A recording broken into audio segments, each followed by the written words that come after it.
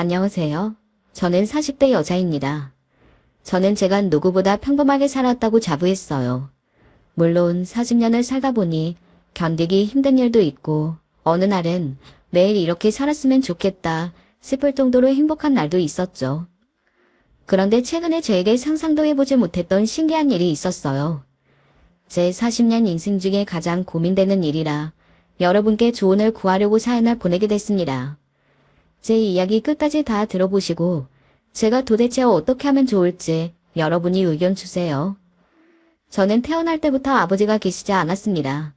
항상 제 곁에는 어머니만 계셨기 때문에 어릴 때에는 남들도 그냥 다 아버지가 없는 줄 알았어요. 제가 동네 놀이터에서 뛰어놀 정도로 크고 나서야 우리 집이 다른 집과 다르다는 걸 알게 됐습니다. 다른 집은 보통 다 엄마 아빠가 있고 저만 아버지가 없는 거더라고요. 그 사실을 처음 알았을 때 저는 철딱서니 없이 엄마에게 자꾸 물었어요. 우리 아빠는 어디 있냐고요. 그럴 때마다 엄마는 아버지가 돈 벌러 미국에 갔다고 하셨어요. 그리고 제가 학교에 갈 정도로 크면 아버지가 돌아올 거라고 했죠. 지금 생각해봐도 저는 어머니가 이해가 되지 않아요. 어차피 돌아오지도 않을 아버지라면 애초에 기대하게 하지 말았어야 했는데 자꾸만 아버지가 돌아올 거라고 이야기하시니 저는 가능하지도 않은 꿈을 안고 매일 밤 아버지를 기다렸습니다. 어린 마음에 있지도 않은 아버지를 얼마나 기다렸는지 심지어 본 적도 없는 아버지가 꿈에도 나왔어요. 큰 키에 멋진 양복을 입고 저를 보며 양손을 벌리고 있었습니다. 그러면 제가 힘차게 달려가 아버지의 품에 안겼어요. 항상 얼굴은 까맣게 보여서 아버지가 어떤 표정을 짓고 있는지는 보이지 않았지만 아버지 꿈을 꾸고 나면 다음 날은 가슴이 하루 종일 따뜻했습니다. 어린 저에게는 아버지의 빈자리가 컸어요. 저는 아버지를 꼭 만나고 싶었습니다. 그래서 그런지 어머니의 말을 철석같이 믿었어요. 친구들이 저에게 아버지에 관해 물을 때마다 저는 미국에 있다고 했어요. 어머니가 그렇게 이야기하셨으니까요. 친구들도 처음엔 미국에 계신 아버지가 멋지다고 부러워했지만 언제부턴가 제 말을 의심하기 시작했어요. 너 그럼 미국에 있는 아빠랑 통화해봤어? 미국은 우리가 아침할 때 밤이라 서로 시간이 안 맞아서 통화는 못해. 미국에 있는 아버지와 전화통화는 해봤는지 아니면 집에 미국에서 온 편지라도 있는지 꼬치꼬치 물었어요. 저도 친구처럼 의심하지 않았던 건 아니에요. 이미 저도 어머니에게 다 해본 말이었습니다. 아무리 미국에 있어도 왜 아버지는 나에게 전화하지 않냐? 편지를 보낼 수도 있지 않냐? 아버지 사진이라도 보여달라. 별의별 말을 다 했죠. 그럴 때면 어머니는 요리조리 말을 돌리다가 결국은 항상 본인이 미스코리아 대회에 나갔던 사진을 보여주고는 했어요. 우리 딸 봐봐. 엄마 이때 엄청 예뻤지? 미스코리아 대회는 아무나 나갈 수가 없어. 우리나라에서 제일 예쁜 여자들만 나갈 수 있는 대회야. 이런 대회까지 나갔다 온 사람이 딸한테 거짓말하겠어? 아빠는 미국에 있어. 나중에 돈 많이 벌어서 우리한테 돌아오실 거야. 어머니 말이 이상하다는 것쯤이야 어린 나이에도 느낌으로 다 알 수 있었지만 저는 어머니의 말을 믿고 싶었습니다. 적어도 어머니가 저에게 보여주신 미스코리아 사진은 사실이었으니까요. 시형복을 입고 어깨에 띠를 두른 모습이 영락없이 미스코리아였습니다. 친구들이 제 말을 믿지 못할 때마다 저는 저희 어머니 사진을 보여줬어요. 미스코리아는 한국을 대표하는 미녀라 거짓말하지 않는다고 이야기하면서요.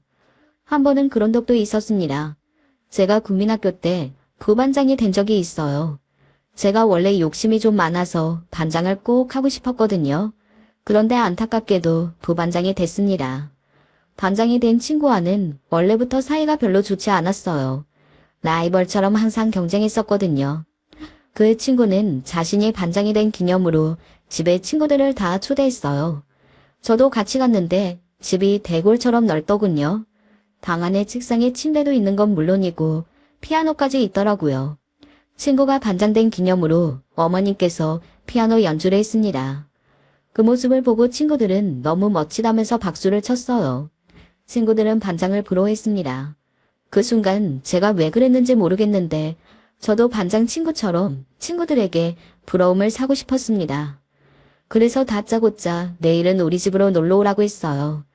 우리 엄마는 미스 코리아라 반장 엄마보다 훨씬 더 예쁘고 멋지다고 자랑까지 하면서요. 저는 다음날 친구들을 데리고 집에 갔습니다.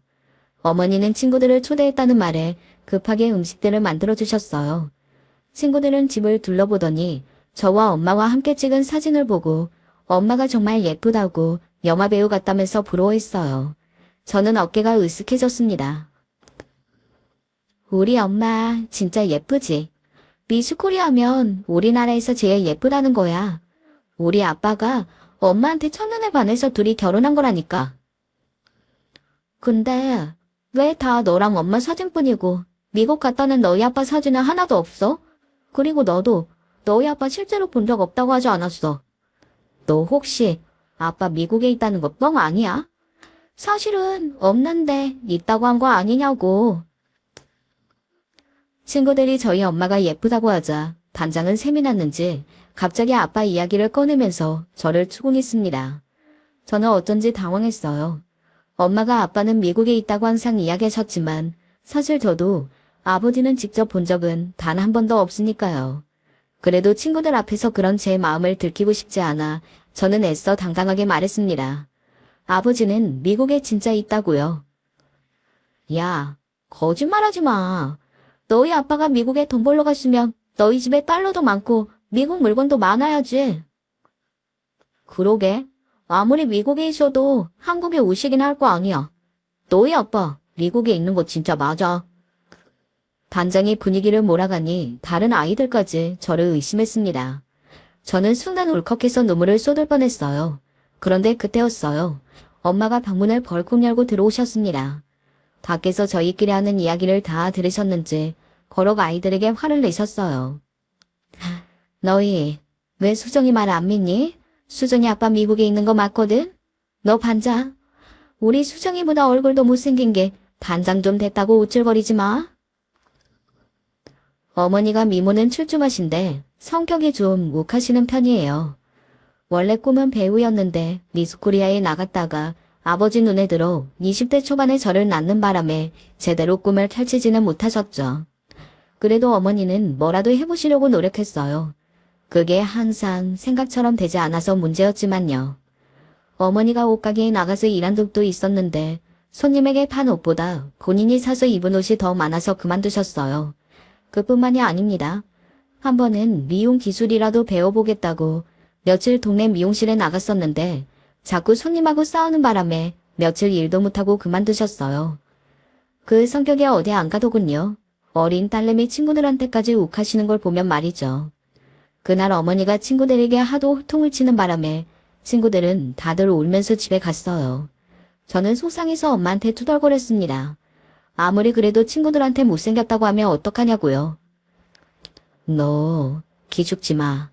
애들이 뭐라고 떠들든 네 아빠는 미국에 있고 엄마는 미스코리아야. 너 꿀리는 거 하나도 없다고. 어릴 때는 저도 어머니 말을 이해해보려고 노력했지만 한 살 한 살 나이가 들수록 어머니의 말이 말도 안 되는 소리라는 걸 저도 알게 됐습니다. 그래서 저는 혼자 이런저런 생각을 많이 했어요. 혼자 추리를 해보면서요. 가장 먼저 생각한 건 아버지가 아주 오래전에 돌아가셨는데 저에게는 있다고 거짓말한 건지도 모르겠다는 거였어요. 하지만 그건 아닌 것 같았습니다. 어머니가 돈도 안 버는데 우리에게는 집도 있고 생활도 되는 걸 보면 누군가 돈을 보내주기나 하는 것 같았거든요. 그나마 가장 가능성이 큰 건 어머니가 임신한 상태로 아버지와 이혼했다는 것이었습니다. 아버지가 어딘가에는 존재하지만 두 분이 헤어져서 만날 수 없는 건 아닐까 생각했죠. 그런데 얼마 뒤 어머니는 거짓말을 저에게 들키고 말았습니다. 어머니는 제가 천년 만년 어린아이일 줄 알았나 봐요. 도대체 언제까지 속이려던 건지 모르겠습니다. 어느 날이었어요. 우리 집에 왔던 친구들이 어머니에게 혼이 나서 울고 간 지 얼마 되지 않았을 때 일이에요. 학교에서 학부모 회의가 있었습니다. 제가 부반장이다 보니 어머니가 회의에 참석하신 거죠. 그런데 그 자리에 반장 어머니와 만나게 된 거예요. 미스코리아라는 전적을 보면 아시겠지만 어머니는 굉장히 화려한 스타일이에요. 학교 행사에 가면서 몸매가 드러나는 미니스커트를 입고 빨간 하이힐을 신고 나타나셨습니다. 학부모 회의에 참석한 학부모들이 어머니를 보고 수덕거렸어요. 모델 같다, 연예인 같다 말들이 많았죠. 그런데 그 순간 반장 엄마가 나서더니 하지 않아도 될 말을 했나 봐요. 남편 없이 혼자 애 키운다더니 어디서 돈 많은 애인이라도 생겼나 봐요? 그 가방이랑 구두 엄청 비싸 보이는데? 반장 엄마는 그날 아주 작정하고 왔더군요. 저희 엄마를 망신주려고요. 저희 엄마는 그게 무슨 소리냐며 남편이 미국에 있어서 보내준 거라고 이야기했어요. 그런데 반장 엄마는 뭔가를 안다는데 코웃음 치더군요. 내가 이런 말은 안 하려고 했는데 수정이 엄마가 애들 있는 앞에서까지 거짓말하고 다니니까 내가 이야기해야겠네. 수정이 엄마가 일했던 미용실 원장, 나랑 완전 절친이라서 내가 다 들었거든. 수정이 엄마 미용실에 오는 총각들한테 다 추파 던지고 난리 아니었다면서? 한 번은 미용실 단골 손님이랑 술 먹고 취해서 남편 없다고 애랑 둘이 산다고 했다던데? 선생님들까지 있는 자리에서 어머니는 개망신을 당했습니다. 거기서 끝이 아니에요. 저희 어머니 성격 제가 대충 말씀드렸죠. 그런 소리를 듣고도 절대 가만히 계실 분이 아니었습니다. 어머니는 그대로 반장 엄마한테 달려들었어요. 큰 키를 이용해 단번에 반장 엄마 머리끄덩이를 잡고 흔들어댔답니다. 주변에 있던 선생님과 엄마들이 말리는데도 어머니는 끝까지 머리를 놓아주지를 않았대요. 그날 이후 학교에 소문이 싹 퍼졌어요. 오수정이 미국에 있다고 한 아버지는 애초에 없었고 엄마는 동네 남자들이나 꼬시고 다닌다고요. 저는 도저히 학교에 있을 수가 없어서 멋대로 조퇴를 하고 집에 왔습니다. 그리고 어머니에게 고래고래 소리를 질렀어요. 도대체 우리 아버지는 어디에 있느냐고요? 저한테까지 속이지 말고 사실대로 이야기하라고 했습니다. 자꾸 거짓말하면 아예 집을 나가버리겠다고 했어요. 그제야 어머니가 말을 하는데 기가 찼습니다. 내가 미스코리아 나갔을 때 너희 아빠가 엄마한테 반해서 결혼했다는 건 사실이야. 사실은 너희 아버지 죽었어. 너 생기고 얼마 안 돼서 사고로 죽었는데 아빠가 없다고 하면 네가 나가서 기죽을까 봐 엄마가 사실대로 말을 못했어. 미안해 우리 딸. 거짓말하지 마. 그럼 우리는 지금까지 어떻게 산 건데? 엄마 돈도 안 벌면서 그 비싼 가방이랑 옷은 어떻게 산 거냐고. 정말 어디 숨겨둔 남자친구라도 있는 거야. 저는 어머니 말을 믿을 수가 없었습니다. 그런데 어머니는 아버지가 돌아가신 게 맞는다고 했어요. 아버지가 원래 사업을 하던 사람이라 집도 있었고 남겨둔 재산이 많아서 지금까지 편하게 먹고 산 거라고요. 그날 제가 얼마나 울었는지 몰라요. 밤새 잠도 안 자고 텅텅 울어대느라 눈이 부어서 다음날 아예 눈이 떠지질 않았습니다. 그때 일로 저는 많은 걸 깨달았어요. 절대 다시는 누구에게도 거짓말하지 않기로요. 물론 제가 일부러 거짓말한 것은 아니었지만 그래도 다짐했어요. 어떤 상황에서든 누군가를 속이지 않기로요. 그 사건 이후 저와 어머니는 아무래도 그 동네에서 계속 살 수는 없어서 이사했어요. 제가 그러자고 했습니다. 저 나름대로는 억울한 게 없었던 건 아니지만 그래도 친구들을 속인 건 사실이니 친구들 얼굴을 볼 낯이 없었거든요. 어머니와 저는 새로운 동네에서 새롭게 시작했습니다. 생각해보면 미국에 있다는 아버지가 사실이 아니면 어쩌지 걱정이 됐던 시기도 있었어요. 진실을 알게 되니 마음은 아팠지만 그래도 속은 시원했습니다. 이 세상의 가족이라고는 어머니와 나 단 둘뿐이라는 사실이 명확해지니 저는 더 씩씩해졌습니다. 어디에 있는지도 모르는 아버지를 막연하게 생각했던 때보다 훨씬 더 마음이 안정됐어요. 그때부터는 만나는 사람 누구에게도 자신있게 아버지가 돌아가셨다고 말했습니다. 친구든 선생님이든 다들 어릴 때 아버지가 돌아가셨다고 하면 저를 안쓰럽게 생각했지만 저는 생각보다 괜찮았어요. 처음부터 있다가 사라진 거면 당연히 슬프겠지만 처음부터 아버지라는 존재가 아예 없었으니 달라진 게 없더군요. 차라리 예전처럼 그리워하던 시간보다는 훨씬 더 편안했습니다. 신기한 건 아버지가 안 계시다는 사실을 알고 나서부터는 욕심도 사라졌다는 거예요. 전에는 욕심도 많고 친구들을 시샘하기도 했는데 더는 그러지 않았습니다. 이사를 하고 전학을 하고 나서는 어디서든 있는 듯 없는 듯 지냈어요. 어른이 될 때까지도 말이죠. 하지만 어머니는 전혀 변하지 않으셨습니다. 여전히 화려하고 여전히 철딱서니가 없었어요. 당시에 제가 대학 졸업을 앞두고 취직 준비로 한참 바빴었는데 어머니는 갑자기 연극이나 뮤지컬을 하겠다고 여기저기 오디션을 보고 다니시더군요. 저는 혹시나 아버지가 남겨주셨다는 재산이 다 떨어져서 돈을 벌려고 하시나 싶어 제가 취직을 하면 되니 어머니에게는 집에 계시라고 했습니다. 어차피 어머니가 돈을 번다고 나가서 정말 돈을 벌어온 적은 한 번도 없었으니까요. 그런데 어머니는 그런 게 아니라고 하셨어요. 이제 저도 성인이 됐으니 못다 이룬 당신의 꿈을 이뤄보겠다고 하셨습니다. 어허, 오수정, 네 엄마가 누구야? 네 숫꼬리야까지 나갔던 사람이야. 네가 봐도 알겠지만 네 엄마 미모 아직 안 죽었어. 어머니는 저를 낳느라 포기했던 배우의 꿈을 다시 이뤄보겠다고 하셨어요. 저도 취직 준비로 정신없는 와중에 어머니는 여기저기 오디션을 보러 다니면서 저보다 더 바빴습니다. 저는 어머니를 응원했어요. 사실 아무리 나이가 들었다고 해도 어머니의 미모가 어디 내놔도 빠지는 미모가 아니니까요. 저는 어머니가 하고 싶은 일이라면 뭐든지 다 해보라고 응원했습니다. 어머니가 연기를 다시 시작하고 나서 저와 크고 작은 문제들이 생겼어요. 원래도 사람들과 어울리고 술자리도 좋아하시는 분이기는 했지만 연기를 시작하고 나서는 그 정도가 심했어요. 대학로에서 하는 연극에 캐스팅이 돼서 몇 달 동안 공연을 하셨는데 공연하는 내내 매일 회식이라며 집에 들어오지를 않았습니다. 전화통을 할 때마다 보면 항상 술에 취해 있었어요. 어머니는 굉장히 행복해 보였지만 저는 아니었습니다. 그때가 마침 제가 취직한 지 얼마 되지 않았을 때라 너무 힘들었을 때였어요. 제가 전공을 살려 사회복지사로 구청에서 일했었는데 업무가 너무 많아 거의 매일 야근이었습니다. 구청에서 일하다 보니 준공무원이나 다름없었거든요. 매일같이 민원인을 상대하다 보니 스트레스가 극에 달했습니다.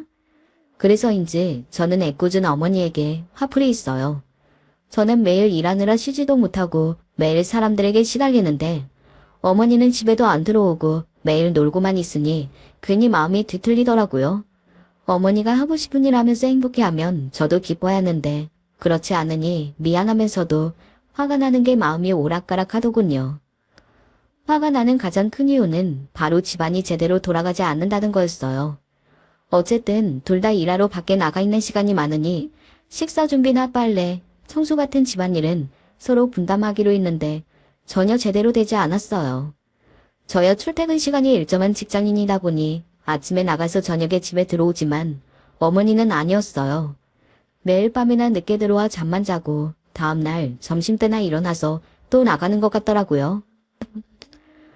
아무리 연기하는 게 좋아도 그렇지 둘이 같이 사는 집인데 집안일은 나 몰라라면 어떡해?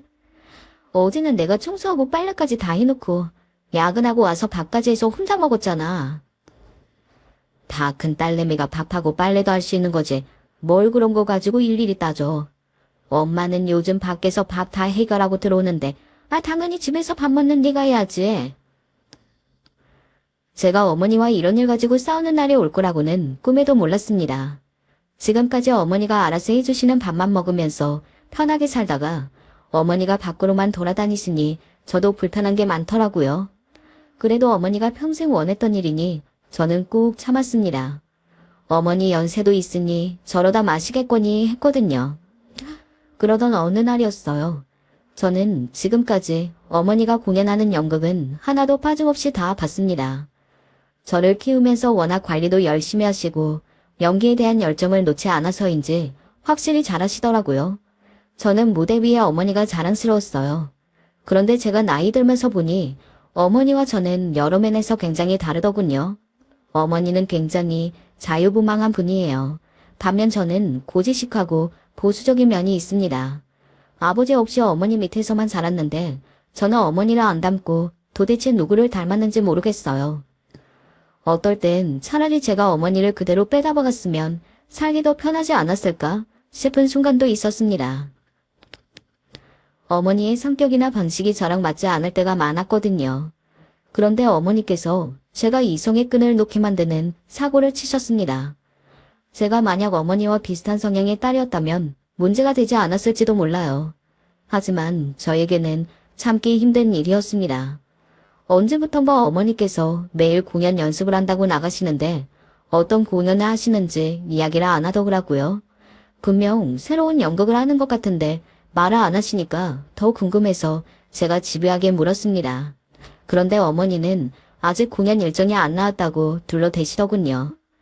제가 미국에 아버지가 돈 벌러 갔다는 말도 안 되는 거짓말을 당했던 세월이 몇 년인데요. 딱 봐도 어머니의 말은 거짓말 같았어요. 그래서 뒤를 좀 캤죠. 어머니가 아무리 젊은 사람들과 어울리고 해도 나이는 못 속여요. 카톡이나 핸드폰 잠금을 할 줄 모르세요. 저는 그러면 안 된다는 걸 알지만 어머니가 저에게 뭔가 숨기는 것 같아 핸드폰을 뒤졌습니다. 그런데 역시나 어머니가 저를 속이셨더라고요. 공연을 새로 하고 있었어요. 저는 다른 배우들과 나눈 대화 속에서 내용을 유추해 어머니가 새로 하시는 공연을 보러 공연장에 갔습니다. 그런데 저는 공연을 보다가 충격에 휩싸이고 말았어요. 어머니께서 저에게 말하지 못한 이유가 있더라고요. 바로 그 연극은 19금 연극이었어요. 저에게 비밀로 하고 말이죠. 저는 공연 중간에 공연장에서 뛰쳐나올 뻔했습니다. 제가 너무 뭘 모르고 고지식한 걸까요? 제가 보기엔 왜 저런 공연을 굳이 하는지 모르겠더라고요. 그런 걸 보러 오는 사람들마저 이해가 되지 않았어요. 공연 중간중간 19금 장면이 나올 때마다 객석에 앉아있던 남자들이 휘파람을 불고 환호성을 지르고 난리가 났습니다.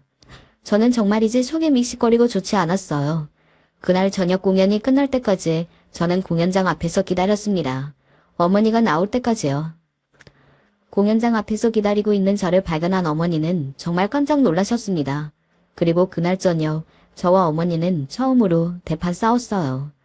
평소에도 별거 아닌 일로 티격태격하기는 했지만 그 정도로 심하게 싸운 건 처음이었어요. 서로에게 할 말 못할 말 구분하지 못하고 대판 다퉜습니다.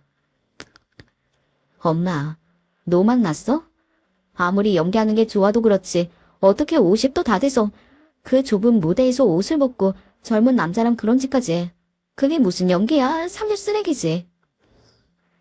그렇게까지 말하지 말았어야 했는데 자꾸만 무대 위에 어머니의 모습이 떠올라 참을 수가 없었습니다. 뭐야? 네가 뭘 안다고 함부로 떠들어? 네가 이렇게 연기를 이해 못하니까 엄마가 이번 연극은 너한테 말도 못 꺼낸 거 아니야. 엄매는 지금 딸 앞에서 그딴 연극을 해놓고 잘했다는 거야? 와, 내가 진짜 누가 보기라도 할까봐 창피해서 얼굴을 못 들고 다니겠다. 저는 어머니에게 막말을 퍼부었습니다. 누가 내 엄마라는 사실을 알기라도 할까봐 부끄럽다는 소리까지 해댔어요. 그 상황에서는 미안하다는 생각도 할 수 없었던 게 어머니도 지지 않으셨습니다. 저처럼 예술의 예자도 모르는 사람과는 대화하고 싶지 않다고 소리를 질렀어요. 그날 대판 싸우고 난 뒤 저와 엄마는 한동안 말도 섞지 않았습니다. 제가 백날 이야기해봐야 뭐하겠어요. 어머니는 부끄러운 줄도 모르고 공연이 끝날 때까지 그 3리 연기를 계속하셨는걸요. 저도 이번만은 그냥 넘어가고 싶지 않아 시위했습니다. 저도 어머니에게 한마디도 하지 않고 따로 사는 것처럼 지냈어요. 어차피 어머니는 저에게 별 관심 없어 보였지만 저는 저 나름대로 불만을 계속해서 표현했습니다. 그런데 얼마 뒤 믿기지 않는 일이 일어났어요. 저에게 소리를 지르며 화를 내시던 것과는 달리 얼마 지나지 않아 어머니는 또다시 꿈을 포기했어요. 어느 날 갑자기 풀이 죽어서 집에 돌아오시더니 배우의 꿈을 접겠답니다. 네 말이 맞아. 내가 주책이었어. 나이 50의 배우는 무슨 배우? 엄마 연기 말고 이제 가게 할 거야. 내가 가게에서 돈 많이 벌어서 우리 딸 호강시켜줄게. 그러니까 우리 딸에는 하고 싶은 거 절대 포기하지 말고 엄마만 믿고 뭐든지 다 해. 뭔가 평소에 어머니 같지 않고 이상하다는 느낌을 받았지만 어머니는 그냥 계속되는 오디션 nap방이 의기소침해진 것뿐이라고 하셨습니다. 이제 무대에 서는 것도 할 만큼 다 해본 것 같으니 그만하겠다고요. 이제 연기에는 전혀 미련이 없답니다. 도대체 무슨 일이 있었던 건지 그날 이후 어머니는 정말 많이 달라지셨어요. 정말로 동네의 작은 옷가게를 인수해서 가게를 시작하셨는데 생각보다 열심히 하셨습니다. 꽤 장사도 잘 되는 것 같더군요. 그때는 저도 어머니가 하시는 말을 곧이곧대로 들었어요.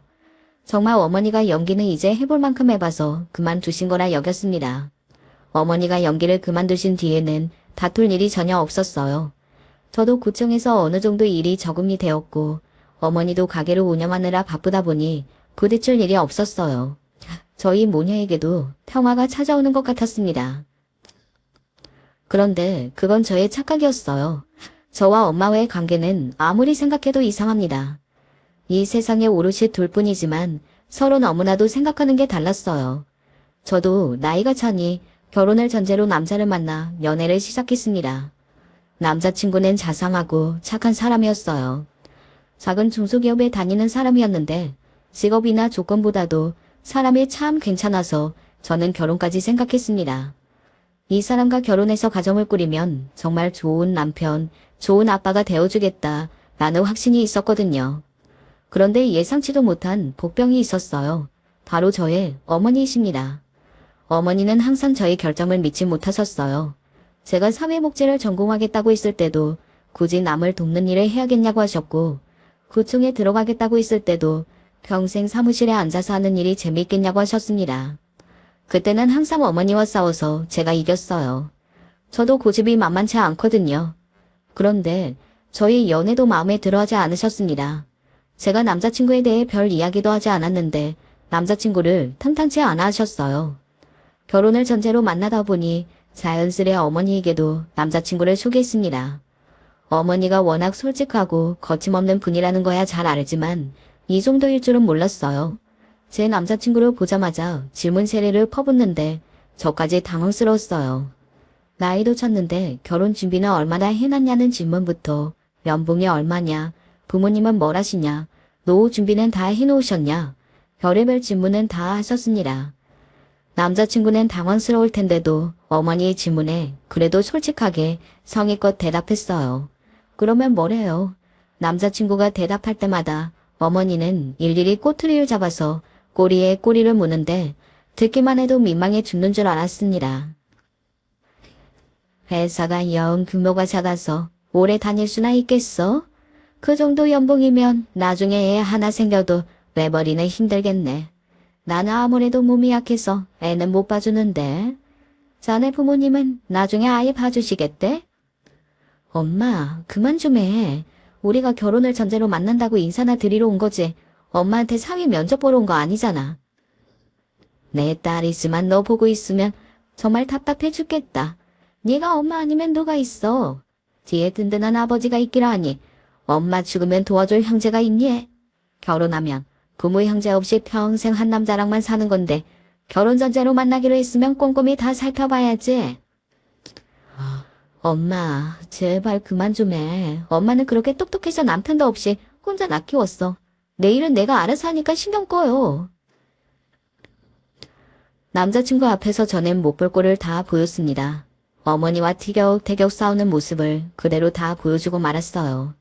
그때야 서로 콩깍지가 씌어 좋아 죽을 때니 제가 뭐라든 남자친구는 다 괜찮다고 했지만 시간이 흐를수록 남자친구와 저와 관계도 변해갔습니다.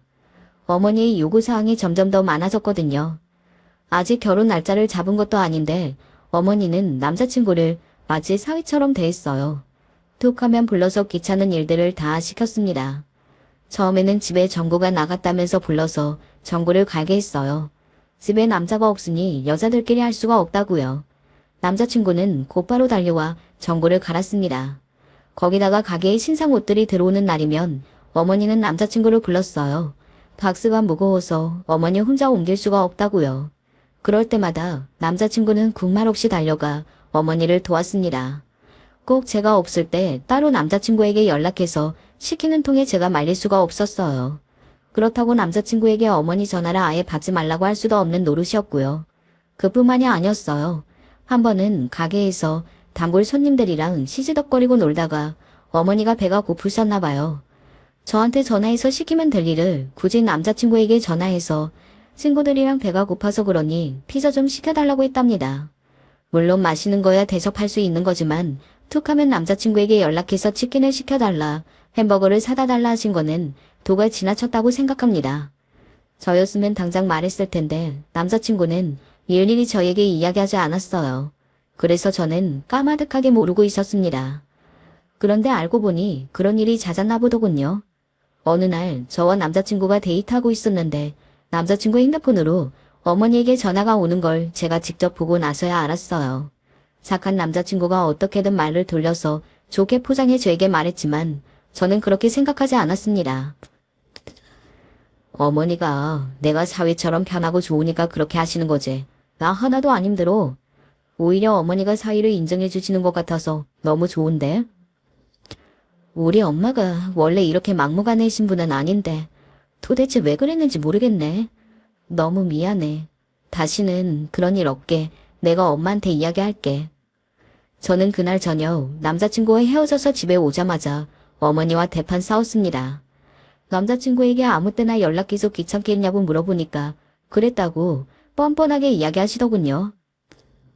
진짜 사이라도 그렇게 하면 다 도망가. 도대체 엄마가 뭔데 내 남자친구한테 그런 것까지 시켜? 으이그 멍청아. 내가 어디 그렇게 물상식한 사람이니? 당연히 그 녀석이 마음에 안 드니까 너한테서 도망가게 하려고 일부러 그런 거지. 상상도 못했습니다. 어머니는 제 남자친구가 사익감으로 마음에 들지 않아서 저에게 떼어내려고 일부러 남자친구를 괴롭히신 거예요. 저의 어머니이지만 그 순간에는 정말 정이 뚝 떨어지더군요. 저는 그 순간 결심이 섰습니다.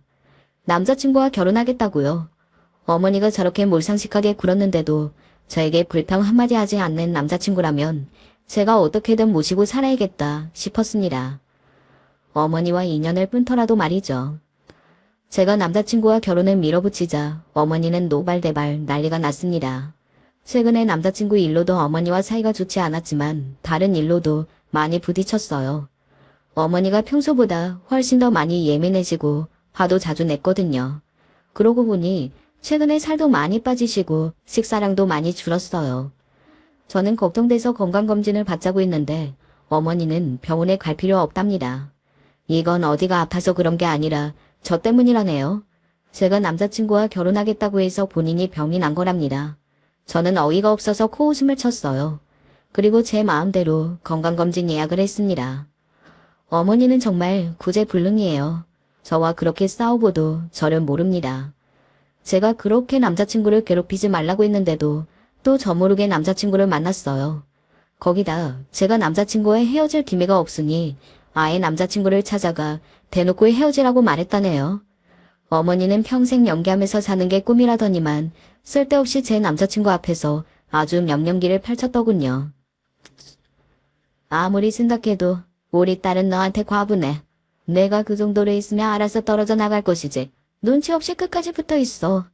우리 딸은 무조건 돈 많은 집에 시집 보내서 평생 고생 안 하고 살게 할 거니까 진짜 우리 딸을 사랑한다면 그만 놔줘.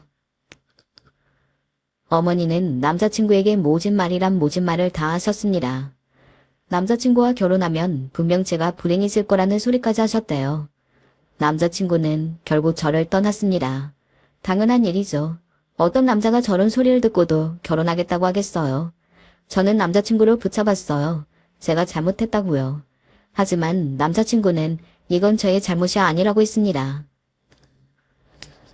나도 어떻게든 끝까지 참아보려고 했는데 어머니께서 나더러 평생 우리 집 종처럼 살 생각이면 계속 만나라고 하시는데 나도 그 소리까지 듣고는 도저히 못 참겠더라. 나도 우리 부모님한테는 귀한 아들이잖아. 세상에서 가장 착한 남자친구가 담담하게 저에게 말을 하는데 저도 모르게 손이 파르르 떨리더군요. 저는 너무 화가 나서 어머니와 연을 끊겠다 다짐했습니다. 저는 어머니가 만든 인형이 아니라고 따져 물을 생각이었어요. 그런데 그럴 수 없었습니다. 저의 모녀에게 믿을 수 없는 일이 생겨버렸거든요. 어머니와 한판하려던 시점에 건강검진 결과가 나왔는데 어머니께서 췌장암에 걸리셨답니다. 의사 선생님 말씀이 수술은 해보겠지만 이미 말기라서 결과를 장담할 수 없다는 말까지 들었어요. 저는 이야기를 듣는 도중에도 도저히 서 있을 수 없어서 그 자리에 주저앉아 버렸습니다. 그리고 어머니에게 그 어떤 원망도 할 수 없었어요. 잠시나마 어머니를 미워하고 연애를 끊으려고까지 했다는 사실이 너무 후회됐거든요. 결혼을 하든 못하든 아무 상관없었습니다. 어머니가 제 곁에 없다면 어떤 것도 다 의미가 없으니까요. 그래도 저는 끝까지 해보고 싶었어요. 곧바로 입원해서 치료를 받고 수술도 받았습니다. 결과가 좋지만은 않았지만 저는 희망의 끈을 놓지 않았습니다.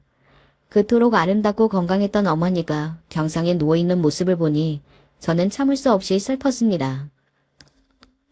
그런데 퇴원해서 집에 돌아오자마자 어머니는 없는 힘을 쥐어짜 몸을 일으키시더니 서랍장에서 뭔가를 꺼내서 저에게 건네셨어요. 어머니가 주신 것은 다름 아닌 낡은 흑백 사진이었습니다. 흑백 사진 속에는 키가 큰 건장한 남자가 양복을 입고 어머니의 손을 꼭 잡고 있었습니다. 저는 이 남자가 누구냐고 물었어요. 그러자 어머니께서 하시는 말씀이 기가 막혔습니다. 이 사람이 너 친아버지야. 이 사람 너도 누군지 알지? 지금이라도 나 죽기 전에 꼭 찾아가봐. 어머니가 건넨 사진을 자세히 보니 남자의 얼굴이 낯이 익었습니다. 텔레비전에서도 본 적이 있는 것 같더라고요. 알고 보니 이름만 들어도 알만한 기업의 회장님이셨더군요. 지금은 돌아가셔서 그분의 자제분이 회사를 운영하고 있었어요. 저는 믿을 수가 없었습니다. 분명 제에게는 돌아가셨다고 하신 분이 바로 얼마 전까지 대기업을 운영하던 회장님이라뇨. 저는 어머니에게 또 속았어요. 저에게 아버지는 돌아가셨다고 했던 말도 거짓말이었습니다. 40년 만에 처음 알게 된 사실인데 제가 재벌 회장의 혼외자였다네요. 아직도 믿기지 않아 어안이 방방한 저에게 어머니는 계속 이미 죽은 친부를 찾아가 보라고 했습니다. 죽은 사람을 왜 자꾸 찾아가라고 그래? 엄마, 이제 치매기까지 있는 거야. 그 인간이 죽었으니까 찾아가 보라는 거지. 너도 엄연히 그 인간 딸이야. 그 인간 비서실장인지 뭔지가 네가 친딸인 거 알아. 우리 친자 소송해서 네 목 받아내자. 어머니는 말도 안 되는 소리를 하셨습니다. 지금까지 혼외자로 친부에게 평생 먹고 살 만큼의 돈을 받아놓고도 저에게 친자 소송을 하라네요. 내가 이렇게 일찍 병들고 아플 줄 알았으면 진작 그 인간 찾아가서 목을 조르든 위협을 하든 해서 너 친자로 후적에 올려달라고 할걸. 안쓰러운 우리 딸, 나 죽으면 앞으로 혼자 이 험난한 세상 어떻게 살고. 어머니는 그렇게 아프신 와중에도 제 걱정만 하셨습니다. 당신이 돌아가시면 내가 혼자 어떻게 살아갈지가 더 걱정되시는 것 같았죠. 그래도 저는 친자 소송 같은 건 말도 안 된다고 했습니다. 그런 대기업을 상대로 저희가 이길 리 없으니까요. 그러자 어머니가 마른 얼굴을 파묻으시고 펑펑 우셨어요. 그 인간이 얼마나 사악하고 잔인한 인간인데 우리한테 돈 몇 푼 줬다고 내 영혼까지 자기 멋대로 하려고 하는 인간이라니까? 영혼이라니 엄마? 그게 무슨 소리야? 돈도 많은 인간이 자기가 친아버지인데 양육비야 당연히 주는 거지. 그걸 가지고 생색내면서 사람을 아무것도 못하게 간섭하고 괴롭혔다니까. 어머니의 이야기를 들으면 들을수록 놀라웠습니다. 어머니가 연극을 그만두신 이유가 알고 보니 저의 생물학적 아버지이신 친부, 회장님 때문이었더군요. 어머니와 친부의 관계는 아주 오래전부터 철저히 비밀로 붙여져 있었습니다. 어머니가 미스코리아 대회에 나갔을 당시 한눈에 반한 친부는 어머니에게 지극정성이었답니다. 거기에 홀라당 넘어간 어머니는 자신의 꿈까지 접어둔 채 친부에게 열정을 불태운 거죠. 그러다 두 사람 사이에 제가 생겼는데 친부가 발을 뺀 겁니다. 어머니는 당연히 아이를 가졌으니 결혼을 하자고 했는데 친부는 결혼할 수 없다고 했대요. 사실은 집안에서 정해준 약혼녀가 있어서 어머니와는 절대 결혼할 수 없다는 게 이유였습니다. 친부는 아이를 지우라고 했지만 어머니는 그렇게 할 수 없었답니다. 그래서 아버지와 헤어지고 혼자라도 저를 키우시기로 하신 거예요. 하지만 제 친부라는 분은 집요했습니다. 네 뱃속의 아이는 네 아이이기 전에 내 핏줄이야. 내 후족에도 올릴 수 없는 핏줄을 멀쩡히 돌아다니게 할 수는 없소. 잔인하다는 말은 아마 이럴 때 쓰라고 있는 것 같네요.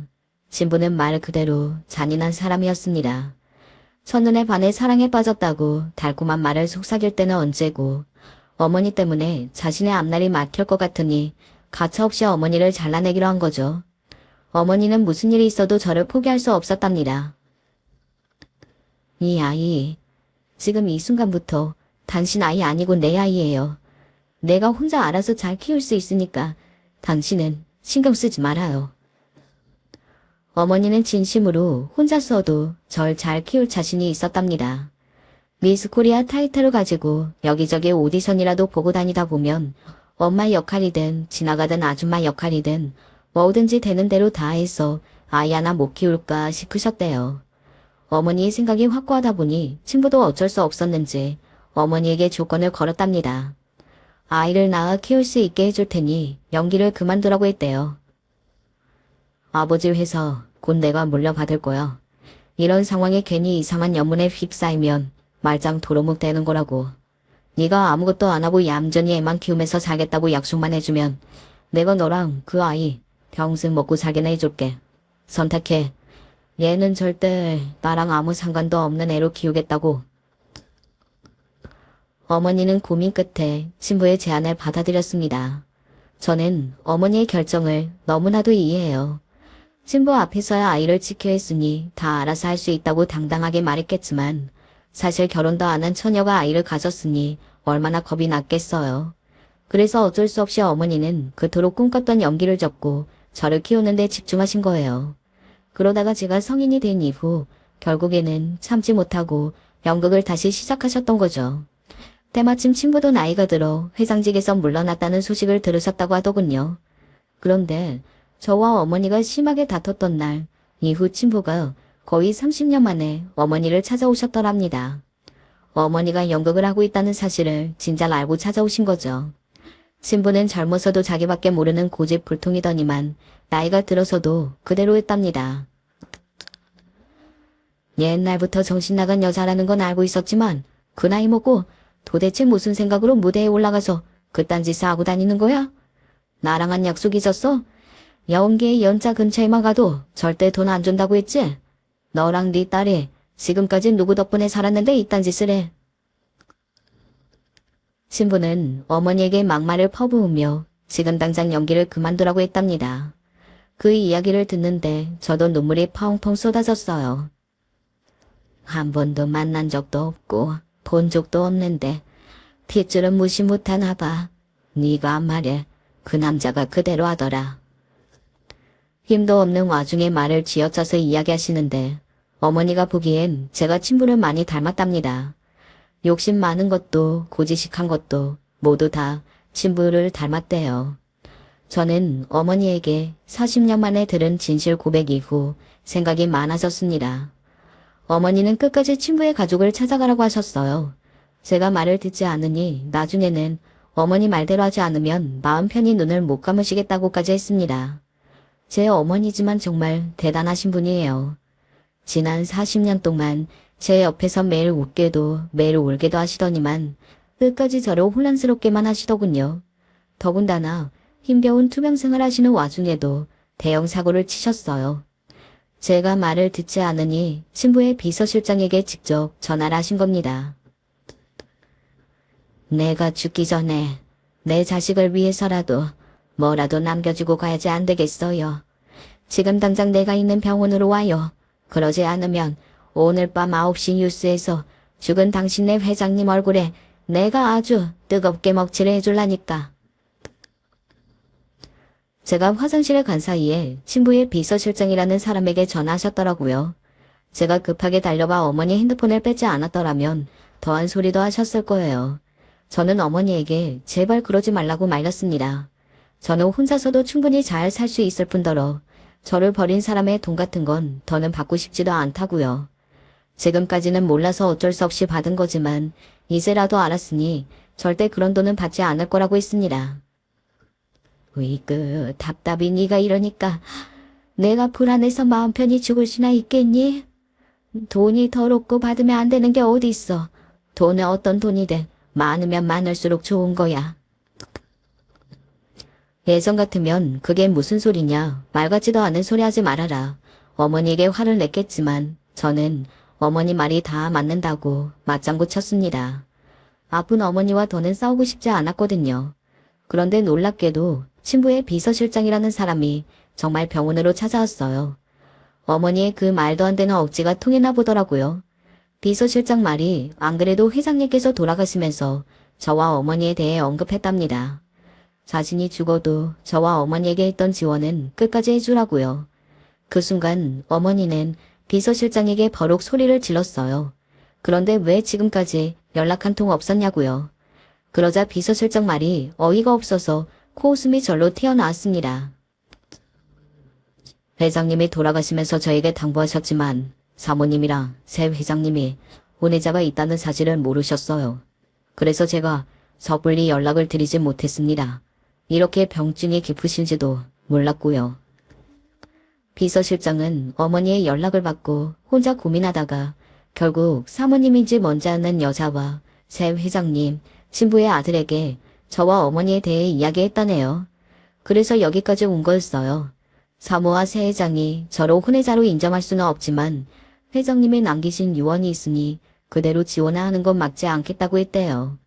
이야기를 듣는 내내 마음 같아서는 그딴 돈 더는 필요 없다고 하고 싶었습니다. 그런데 어머니는 그런 소리를 듣고도 안심하시더군요. 아이고, 다행이다. 다행이야. 그 잔인한 인간이 나 죽으면 내 자식은 나 몰라라 할까봐 내가 얼마나 마음 졸였는데. 어머니는 너무 다행이라면서 비서실장의 손을 부여잡고 통곡을 하셨어요. 그 모습을 보고 나니 제가 너무 안일했나 라는 생각이 들었습니다. 어머니 말처럼 돈은 어떤 돈이든 있으면 좋은 건데 제가 괜한 자존심을 부리는 건가 싶어서요. 어머니는 듣고 싶었던 말을 들어서인지 마치 기다렸다는데 그로부터 며칠 뒤에 바로 돌아가셨습니다. 세상한 판정을 받은 지 1년도 되지 않아 돌아가셨어요. 저는 끝까지 어떻게든 살게 해드리고 싶어서 항암을 했는데 어머니는 견디기 힘들었는지 결국 버티지 못하시고 쇼크로 돌아가셨습니다. 어머니는 마지막까지 제 손을 꼭 잡으시고 미안하다고 하셨어요. 아버지 없이 키워서 미안하다고요. 저는 아직도 어머니의 마지막 목소리가 생생합니다. 그리고 어머니가 돌아가신 바로 그 다음 달부터 제 통장으로 돈이 들어오기 시작했습니다. 어머니께서 돌아가신 걸 어떻게들 알았는지 어머니의 통장이 아니라 제 통장으로 생활비가 들어오더군요. 친부의 비서실장이라는 사람에게 연락이 왔는데 조만간 집으로 계약서가 한 부 올 테니 사인해서 보내랍니다. 알고 보니 제 앞으로 소소한 지분을 조금 남기셨더라고요. 비서실장 말이 그 정도면 평생 먹고 살 걱정은 없을 테니 쓸데없는 생각은 하지 말랍니다. 쓸데없는 생각이라니? 그게 무슨 말이에요? 제가 엄마가 말한 것처럼 친자 소송이라도 할까봐 그러세요.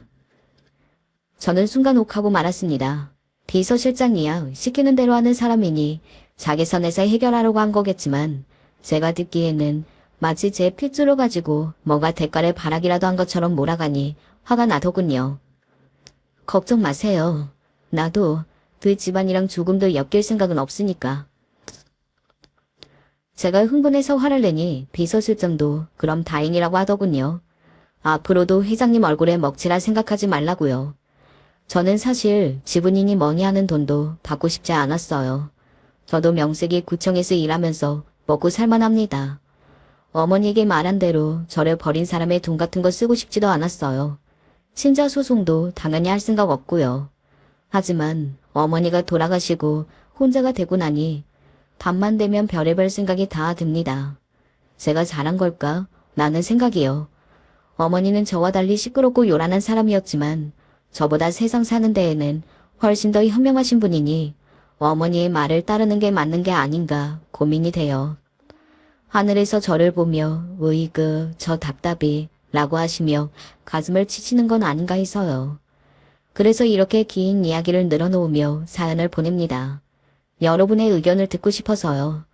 제가 어떻게 하면 좋을까요? 인생 선배님들의 조언을 댓글로 남겨주시면 하나하나 살펴보고 참고하겠습니다. 지금까지 제 이야기 들어주셔서 고맙습니다. 여러분의 가정에는 언제나 행복한 일만 가득하시길 바랄게요. 안녕하세요. 저를 모르는 분들에게 제 이야기 편하게 털어놓고자 사연을 쓰게 되었습니다. 이제 20대 끝자락인 나이. 요즘 시대에 결코 많은 나이가 아님을 알고 있지만 저에게는 이 긴 터널을 지나오는 것만 같았던 세월입니다. 저는 형제자매도 없이 외동딸이었어요. 차라리 누구 한 명이라도 있었다면 제가 덜 외로웠을 텐데, 제 과거가 지금과는 많이 달랐을 텐데 하는 생각을 종종 하곤 합니다. 저희 엄마, 제가 세상에서 가장 사랑하는 우리 윤 여사님. 생활력과 책임감이 정말 강한 분이었어요. 왠지 남자 보내는 그거 하나 부족하셨던 분일 뿐이에요. 저 태어나고 나서, 아니, 제가 분명히 들어서 알기로는 저 태어나기 전에 뱃속에 있었던 때부터 밖에서 몸을 굴리고 바람을 피워대셨던 게 바로 제 아빠입니다. 가장 오래된 어린 시절의 기억조차 저는 비참한 것이었어요. 제 또래 친구들은 기억나는 가장 어렸을 때의 일들로 공원에서 바람개비 날린 것, 부모님과 함께 갔던 놀이공원, 이사가는 차 안 같은 것들을 말하더라고요. 그렇고도 신기해서 귀담아 들어뒀었네요. 제가 기억하는 제 가장 오래된 어린 시절의 기억은 아마 4살도 되기 전이었던 것 같은데요. 인상이 깊어 뇌리에 박혔었나 봐요. 저는 인형 같은 장난감을 손에 쥔 채로 거실 구석에 앉아 있었고 엄마 아빠가 싸우고 있었습니다. 그리고 여자 하나가 옆에서 울고 있었어요. 풍덩한 원피스를 입은 그 여자가 자기 배를 만지면서 이 아기는 어떡하라고요? 이 아기도 생명이에요. 이런 말을 했습니다. 저희 엄마는 넋이 나간 얼굴이 되어 스르르 주저앉았고 그런 채로 아빠를 올려다보면서 계속 요구하셨어요. 아빠는 크게 한숨 쉬면서 손으로 얼굴을 문지르셨죠. 그 장면이 바로 제가 처음 기억이라는 걸 한다고 말할 수 있는 때입니다. 아무것도 모르는 어린아이의 눈에도 그게 충격이었나 봐요.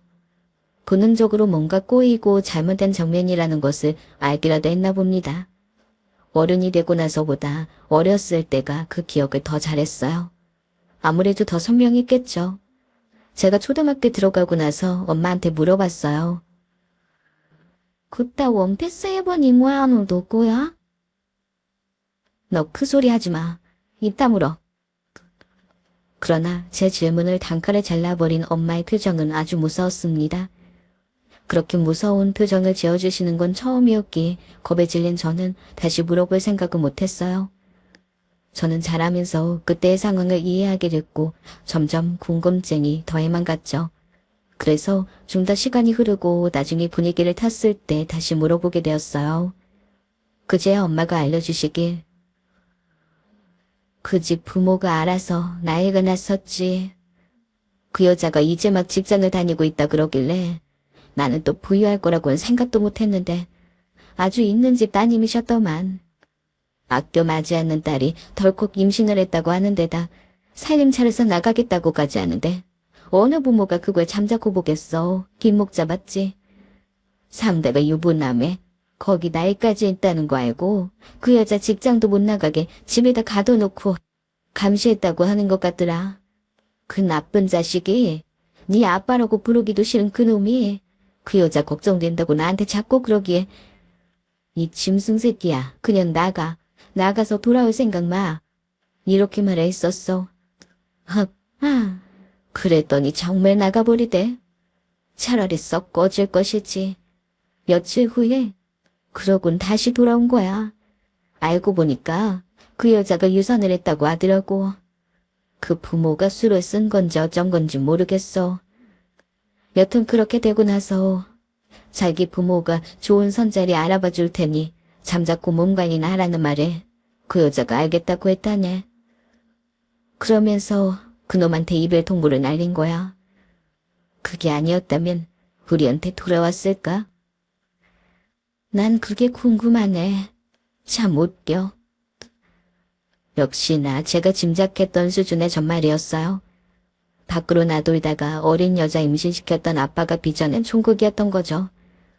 제가 아빠와 오랜 세월 한 집에서 살아보지도 못했고 다정한 부녀 사이였던 적도 없지만 아빠에 대해 잘 알고 있는 사실들 중 하나는 이것이었어요. 아빠는 가난을 싫어했습니다. 그런 정도를 넘어 혐오하는 걸로 보였죠. 그 가난 때문에 일가 친척들과 늘 다투고 사이 안 좋게 자라왔다고 하셨거든요. 저도 미취학 시절에나 친가 사람들의 한두 번 보았지 그 이후론 친척조차 없습니다. 돈 때문에 오래전에 다들 틀어졌다고 해요. 전형적인 서민 가정에서 자라난 저희 엄마와 만나 결혼하게 되고 제가 금방 태어났지만 외가에서 하던 공장이 망했습니다. 원래도 입에 풀칠하는 정도로만 운영되고 있긴 했대요. 설상가상 저 갓난아기 때 외할머니께서 공장 철거 공사 도중에 사고로 돌아가신 게 더한 타격이었죠. 그 충격으로 엄마는 몇 년간 우울하고 힘든 나날을 보냈고 그 사이 아빠는 밖으로 졸기 시작했습니다. 뺀질대는 걸 무기 삼아서 있는 집 여자들을 본격적으로 만나고 다니더니 아주 그냥 재미를 붙인 모양이었지. 쥐꼬리만한 생활비, 그거라도 가끔씩 주기에 참았을 뿐이야. 엄마 말대로였어요. 제 버릇 걔 못 준다더니 제가 커가면서 딸을 위해 건실한 가전이 되겠다고 말했던 아빠의 말은 순 거짓말이었고 결국 또 다른 여자가 생겼습니다. 이번에는 많이 진심이었나 봐요. 엄마에게 먼저 이혼하자고 말을 꺼내었으니까요. 이 천하의 쓰레기 같은 놈아. 네 딸을 두고도 그런 말이 나와? 왜? 처자식 버리고 오면 그쪽에서 널 받아주기라도 하겠대? 그래, 그러겠대. 그러니까 제발 깔끔하게 인연 좀 끊어주라. 이혼만 해주면 내가 내 수중에 있는 돈 너네한테 다 주고 갈 테니까. 절대 이혼 안 해주겠다고 소리 질렀던 엄마는 한동안 멍한 표정만 짓고 계시더니 결국 아빠와 갈라서기로 결정을 내렸어요. 아빠가 저희 모녀의 손을 영영 놓아버리면서 남긴 금액은 500만 원이었습니다. 없는 것보다야 나았지만 저희가 살아가기엔 부족한 액수였죠. 한창 사춘기 시절을 나고 있었던 저는 그 모든 상황들이 다 싫었어요. 엄마가 돈을 아끼고 아껴가며 생활하시는 것도 싫었고 교복 수선도 엄마가 직접 천을 대서 수선해 주는 것도 싫었죠. 친구들은 집집마다 컴퓨터가 다 있었는데 저희 집엔 없었어요. 친구들 컬러폰 쓰고 있을 때 저만 흑백폰이었네요. 초록색, 노란색 불의 색깔만 바뀌는 그 촌스러운 흑백폰이요. 저는 버스비가 아까워서 날씨만 이상하지 않으면 대체로 걸어 다녔습니다. 돈 모아야 한다고 엄마가 악착같이 일하고 있는 걸 알기 때문이었죠. 그래도 중학교 3학년 마지막 2학기 때는 학원에도 다녔네요. 친구들이 학원 귀찮다고 거드름 피울 땐 저는 그 입시학원 하나가 너무 소중했어요. 덕분에 고등학교를 마음에 드는 데에 들어갈 수 있었고요. 고등학교 올라가니까 또 별별 명목으로 돈을 내야만 했어요. 친구들이 매일 매시간마다 매점에 드나들 때 저는 딱 일주일에 한 번 저를 위한 보상으로 매점에 가서 몽셀통통 한 개만 사 먹었죠. 엄마와 저를 버린 아빠는 재혼에 성공하셨다고 들었습니다. 그걸 알고는 그 개쓰레기 같은 사람 더 이상 제 아빠라고 여겨지지도 않았네요. 어차피 오래전부터 저에겐 엄마뿐이었죠. 저 고등학교 2학년 되었습니다. 외할아버지께서 갑작스럽게 돌아가셨어요. 엄마가 저보고 밥 잘 챙겨 먹고 학교 잘 다니고 있으라고 해놓고 외할아버지 보내드리러 가셨는데 자꾸 마음에 걸리더군요. 학교 수업 중에도 생각이 딴 데로 흐르고 엄마한테 문자 보냈는데도 답장이 안 오니까 걱정도 되었고요. 그래서 외삼촌이 저한테 연락 주셨을 때 장례식장 들르겠냐고 물어보시는 것에 바로 그러겠다고 말씀드렸어요. 그나마 가까이 사는 사촌 오빠가 차로 절 데리러 와줘서 수업만 마치고 장례식장에 갔죠. 가는 데만 1시간 반 정도 걸렸던 것 같아요. 도착해서 보니까 엄마의 눈이 퉁퉁 부어 있었습니다. 휴대폰 확인하고 제 문자에 답장하고 그럴 정신이 아니었던 거예요. 그런데 제가 그때만 해도 좀 어렸나 봐요. 철없어가지고 제가 외할아버지 장례식에 기꺼이 왔다는 것에 스스로 뿌듯함이나 느껴 되고 있었고 맛있게 육개장에 밥을 말아 먹었네요. 야자 빼먹고 온 것도 왠지 즐겁게 느껴졌고요. 그런데 늦은 시간 저희 엄마의 잠긴 목소리를 듣게 되었습니다. 내가 불자식이라 그래. 내가 이 모양 이 꼴로 살아서 우리 아버지도 나 꼴 보기 싫으니까 먼저 가신 엄마 보러 떠나신 게 분명해요. 이게 전부 내가 헛살아 그런 거지 뭐. 면상만 번지르르 한 놈. 차면 피랑은 결혼하지 말라고 미덥지 않다고 우리 돌아가신 엄마가 그러셨잖아요. 그쵸? 언니도 기억하시죠? 그런데 제가 어떻게 했어요? 그 말 무시하고 그런 놈이랑 결혼했잖아요. 어리석어도 너무 어리석었어. 외숙모와 함께 벽에 기대 앉아 엄마가 하는 말을 몰래 듣고는 가슴이 먹먹해졌습니다. 지금은 학생이란 신분 안에서 보호받고 있는 아이지만 성인이 되면 끝이란 생각이 들었어요. 언제까지 제가 엄마한테만 기댈 수 없단 걸 진심으로 깨닫게 된 것이었죠. 저희 외가 식구들이요. 본인들 밥그릇이나 잘 챙길 수 있으면 다행인 분들이었기에 기댈 수 있을 리가 만무했죠.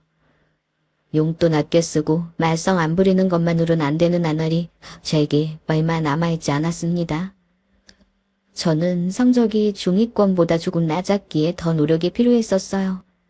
각성하게 된 저는 열심히 공부했고 결과적으로 아주 좋은 데는 아니었지만 제 수준에서 감지덕지인 4년제 대학에 입학할 수 있었죠.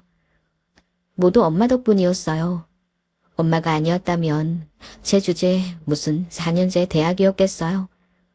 돈 무서워서 갈 생각조차 못했겠죠. 든든하게 절 뒤에서 지켜주는 엄마라는 존재가 있었기에 가능했습니다. 엄마는 힘들게 돈 버는 보람이 있다며 대학생이 된 저를 기쁘게 응원해 주셨어요. 저는 대학에 들어가서 동아리 활동도 하고 알바도 하면서 열심히 하루하루 시간을 보냈어요. 휴학 생각은 전혀 없었고 다이렉트로 졸업해서 취업할 작정이었죠. 하지만 제 바람이 산산조각 나버리게 될 줄은 그때는 미처 몰랐습니다. 엄마가 많이 아프셨어요. 암에 걸리게 된 거였는데요. 암이라는 사실을 알게 된 바로 그 다음 알게 된 사실은 시한부라는 것이었습니다. 이건 드라마에서나 접했던 거니까 이게 현실일 리 없다고 처음엔 그렇게 생각했죠. 들여웃기도 했어요. 왜냐면 말이 안 되는 것이었잖아요. 그래서는 안 되는 것이었어요. 우리 모녀한테 일어나서는 안 되는 일이었으니까요. 도대체 우리가 뭘 그렇게 잘못했다고 이런 시련이 닥치는 것인지 이해할 수 없었어요. 제가 오죽했으면 새내기 때도 술을 잘 안 마셨는데 편의점 가서 혼자 소주 한 병 사다가 한적한 벤치를 찾아 앉아서 덕나바를 불었습니다. 엄마, 엄마, 애타게 불러대면서 끄끄 소리내며 한참 울었죠. 막차 끊길 때까지 그날 혼자 오래도록 울었어요. 설마 정말 엄마가 나를 두고 떠나실까? 그러면 나는 이제 세상이 혼자 남는 것인데 나 아직 세상 물정 모르는 바보 어린애인데 나를 두고 가시진 않겠지. 이렇게 속으로 생각도 하면서요. 그러나 세상은 가차없이 잔인했습니다. 반전이란 없었어요. 그런 건 어디 영화 드라마 주인공에게나 일어나는 일이었죠. 조명 아래 서볼 일조차 없는 엑스트라 인생들에게는 기적이란 존재하지 않는 것이었습니다. 시간이 갈수록 엄마의 생명력은 빛이 바래지고 있었어요. 어느 날 병원 측에서 저한테 그러더군요. 이제 준비를 하라고요. 무슨 준비? 대체 뭘 준비해? 전 하나도 마음의 준비가 되어 있지 않은데 어느덧 이별의 순간은 코앞이 다가와 있었습니다. 환자가 죽음을 앞두면 따로 임종을 맞이하는 방이 있더군요. 이제 그쪽으로 옮길 차례라는 얘기를 듣고 머리가 너무 어지러웠어요. 이건 아니라고 계속 고개만 젓고 있었죠. 다들 온다고 하지? 저에게 일깨운 건 엄마의 힘없는 음성이었습니다. 저는 되도록 아무렇지 않게, 엄마 무섭지 않게 밝은 소리를 내려고 했죠. 내가 방금 연락 돌렸어. 그런데 저도 모르게 떨리는 소리를 내고 말았어요. 엄마가 아주 희미하게 웃어 보이셨죠. 제가 옆에 앉아서 엄마의 손을 꼭 잡아주었고, 그렇게 저희는 서로를 바라보았습니다. 제 머릿속에는 지독한 후회만 가득했어요. 알바비 모아서 엄마 건강검진이나 진작시켜드릴 것을, 멍청하고 또 멍청한 딸을 둔 죄로 우리 엄마가 이토록 아직 젊은 나이에 세상을 등져야만 한다니 너무나도 가혹하다고 생각했어요. 제가 악물면서 눈물이 흐르는 것을 참아내고 있던 그때였습니다. 어느새 엄마의 자리로 다가와 있는 사람이 있어서 고개를 들어 쳐다보았어요. 반사적으로 얼굴을 확인한 저는 순간 온몸이 소름 돋는 것을 느끼며 벌떡 일어났습니다. 무슨 낯짝으로 여길 오신 거예요? 세월이 지났다고 제가 못 알아볼 아빠가 아니었습니다. 겸연쩍은 표정을 짓는 저 얼굴만 봐도 부하가 치밀어 올랐죠. 당신이 버리고 떠난 우리 엄마는 지금 다 죽어가고 있는데 왜 저렇게 멀쩡한 모습으로 나타난 건지 그게 확 비교가 되면서 더욱 비참하고 화가 났어요. 내가 그런 거야. 절 잡아챈 것은 엄마의 작은 목소리였어요. 엄마가 그러는 것에 제가 할 말이 없어졌죠. 임종을 앞두고 지난 원한을 말로나마 푸시고 싶은가 보다. 그래서 아빠를 찾으셨나 보다. 그런 생각이 들었어요. 둘이서 하고 싶은 말이 있다고 하는 걸 보니 더 그랬네요. 그간 잘 지냈니? 아빠가 옆을 지나는 저에게 말을 걸었어요. 제가 주춤하니까 제 어깨를 손으로 툭툭 치기까지 하는데 전 그게 너무 역겨웠어요. 대답도 하지 않았고 전 그냥 병실 문가에 가서 서 있었습니다. 엄마의 목소리가 워낙 작은 탓인지 두 분의 대화 소리는 저에게 닿지 않았어요. 한때는 부부였던 두 분의 마지막 시간은 제 예상보다 짧았죠. 그런 것에도 저는 그 순간 왜 허탈감을 느꼈는지 모를 일이에요. 네 엄마 이제 가면 내가 널 보살펴주고 싶구나. 병실 밖에서 아빠가 저에게 그런 소리를 했어요. 엄마 돌아가시면 혼자 남겨질 제가 새삼 걱정이라도 되신 모양이었지만 제 입가에는 비웃음이 걸렸죠. 따로 얻은 자식이 없다면 또 모를까. 재혼해서 낳은 아이가 둘이나 된다던데 그 소리를 듣고도 제가 넙죽 알겠다고 할 리는 없었죠. 결혼 생활 내내 우리 엄마 괴롭게 만들었고 딸인 나를 외롭게 방치한 채 밖으로만 놔둘더니 이혼 후 바로 새 살림 차려서 행복하게 지낸 아빠. 용서할 수 없었습니다. 그런 아빠와 다시 지내본다고 생각만 해도 토끼가 올라왔어요. 이제 나와는 영영 상관없는 사람이었습니다. 저에게 한마디도 더 하지 마세요. 구역질 나니까요. 제 살벌한 반응에 아빠는 소득 없이 자리를 떴죠. 엄마는 그날 머나먼 하늘길 여정을 떠났습니다. 딸인 제가 느끼기엔 너무 허무한 삶이 바로 엄마의 생이었네요. 하염없이 눈물만 흘렸어요. 그리고 장례식 전에 아빠가 또 찾아왔는데 마침 술에 취해있던 외삼촌이 역성을 질렀어요. 당장 썩 꺼지라고 삿대질을 해댔죠. 다들 외삼촌을 필사적으로 말렸고 저는 아빠한테 얼른 가시라며 밖으로 밀어냈습니다. 그냥 가시라고요 좀. 아무도 반기지 않으니까.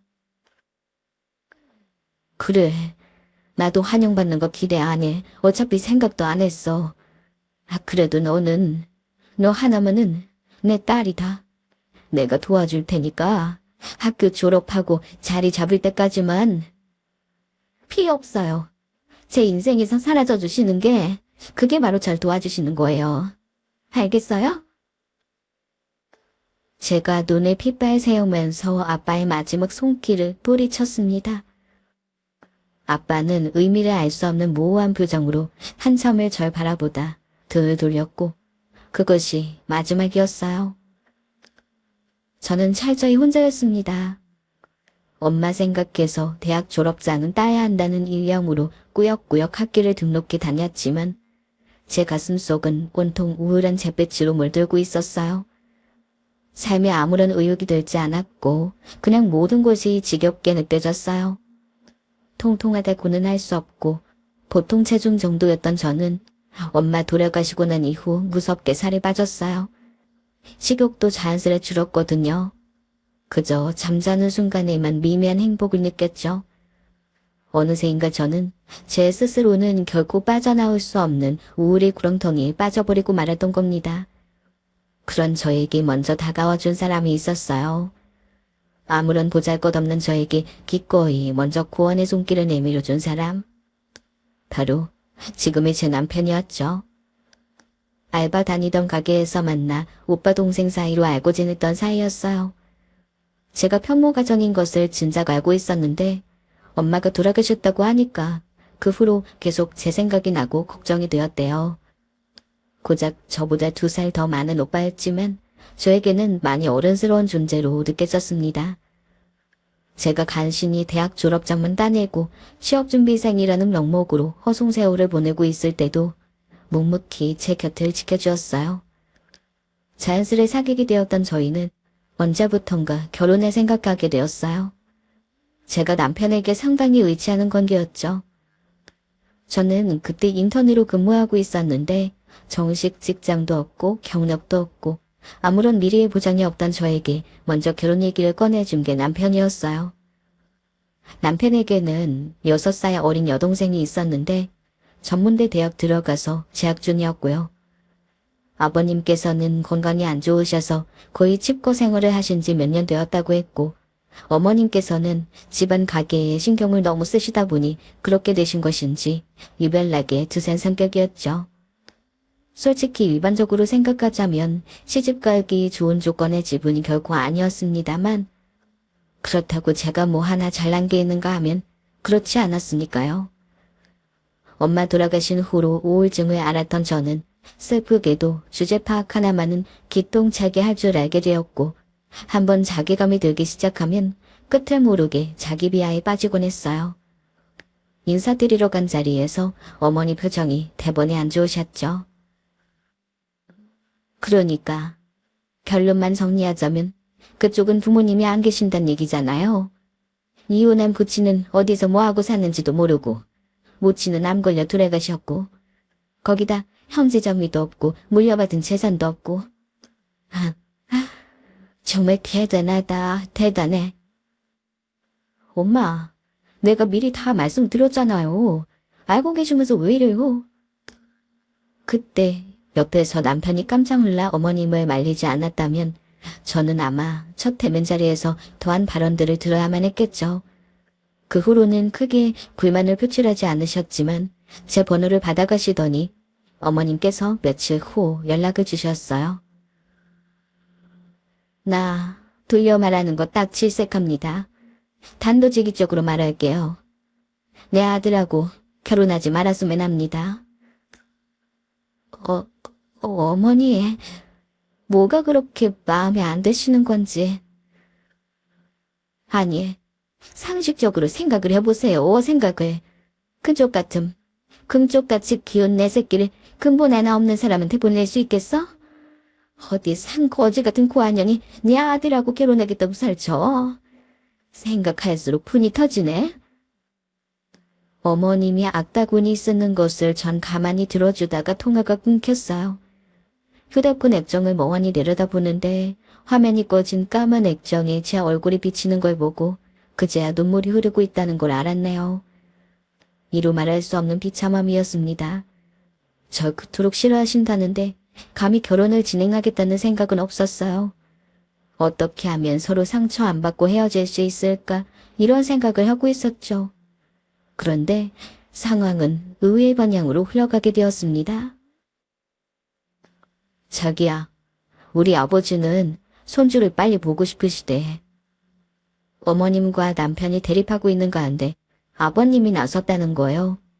뭐가 됐든 좋으니 아들이 빨리 결혼해서 손주를 보는 쪽을 원한다고 그렇게 강경한 말씀을 하시는 바람에 어머니의 귀가 꺾였습니다. 전 많은 걱정이 앞섰지만 사랑 하나만 보고 결혼했어요. 작은 빌라에서 시작한 저희 부부의 신혼생활은 알콩달콩 즐거웠습니다. 별별 핑계를 대가면서 굳이 버스로 30분 넘게 걸리는 거리를 자주 오신 어머님의 표정으로 보아 즐겁지 않은 사람도 분명 집안에 존재했지만요. 남편이 제 곁에 있어 행복했고 앞으로 어떻게 뭘 하면서 살지 저 나름의 구상을 하게 되었어요. 그런데 저희의 예상 밖으로 너무나도 빨리 아이가 생겨버렸습니다. 병원 갔을 때 이미 12주 차였고 저는 경악할 수밖에 없었네요. 생리불순이 종종 있어왔기 때문에 대수롭지 않았었고 그래서 설마 임신일 거라고는 생각지 못했습니다. 깜짝 놀라긴 했어도 남편은 크게 기뻐해 주었어요. 아버님께서도 축하 인사를 전해주었는데 다만 어머님께서는 약간 떨떠름한 기색이셨죠. 병원에서 저보고 몸이 허약하다면서 태아에게 영향 가지 않도록 각별히 조심하면서 태교에 신경 쓰라고 강조를 했습니다. 먹는 것을 잘 먹어야 한다고 하기에 별로 입맛이 돌지 않아도 음식을 신경 써서 먹었어요. 그 과정에서 어머님과 마찰도 있었네요. 예, 설마 그거 내가 이번에 만든 삼계죽이니? 네? 아, 네 어머니. 이거 정말 맛있네요. 맛이 진해서 진짜 보양식 같아요. 네가 그걸 왜 혼자 다 처먹고 앉아있어? 밖에 나가 돈 벌어오는 이 신랑은 입도 아니라고 신경 안 쓰는 거니? 아니요, 그런 게 아닌데 어머니께서 저 주시기에 저는 저보고 먹으라는 줄로만 알았어요. 아, 죄송해요.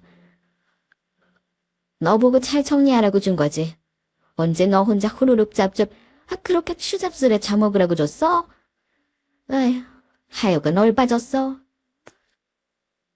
어머님께서 정성껏 국물을 고아 죽을 썼다던 거 그것 때문에 혼났던 기억이 가장 서럽네요. 임신해서 구른배 부여잡고 있는 며느리 생각에 해주신 줄 알았는데 전혀 아니었던 거죠. 더운 날씨에 남편 몸보신하라고 어머님이 만들어주신 것이었건만 제가 참 눈치가 없었어요. 집에서 각종 음식이나 축내고 있다고. 저 임신했을 때 어머님이 얼마나 눈총을 주셨는지 몰라요.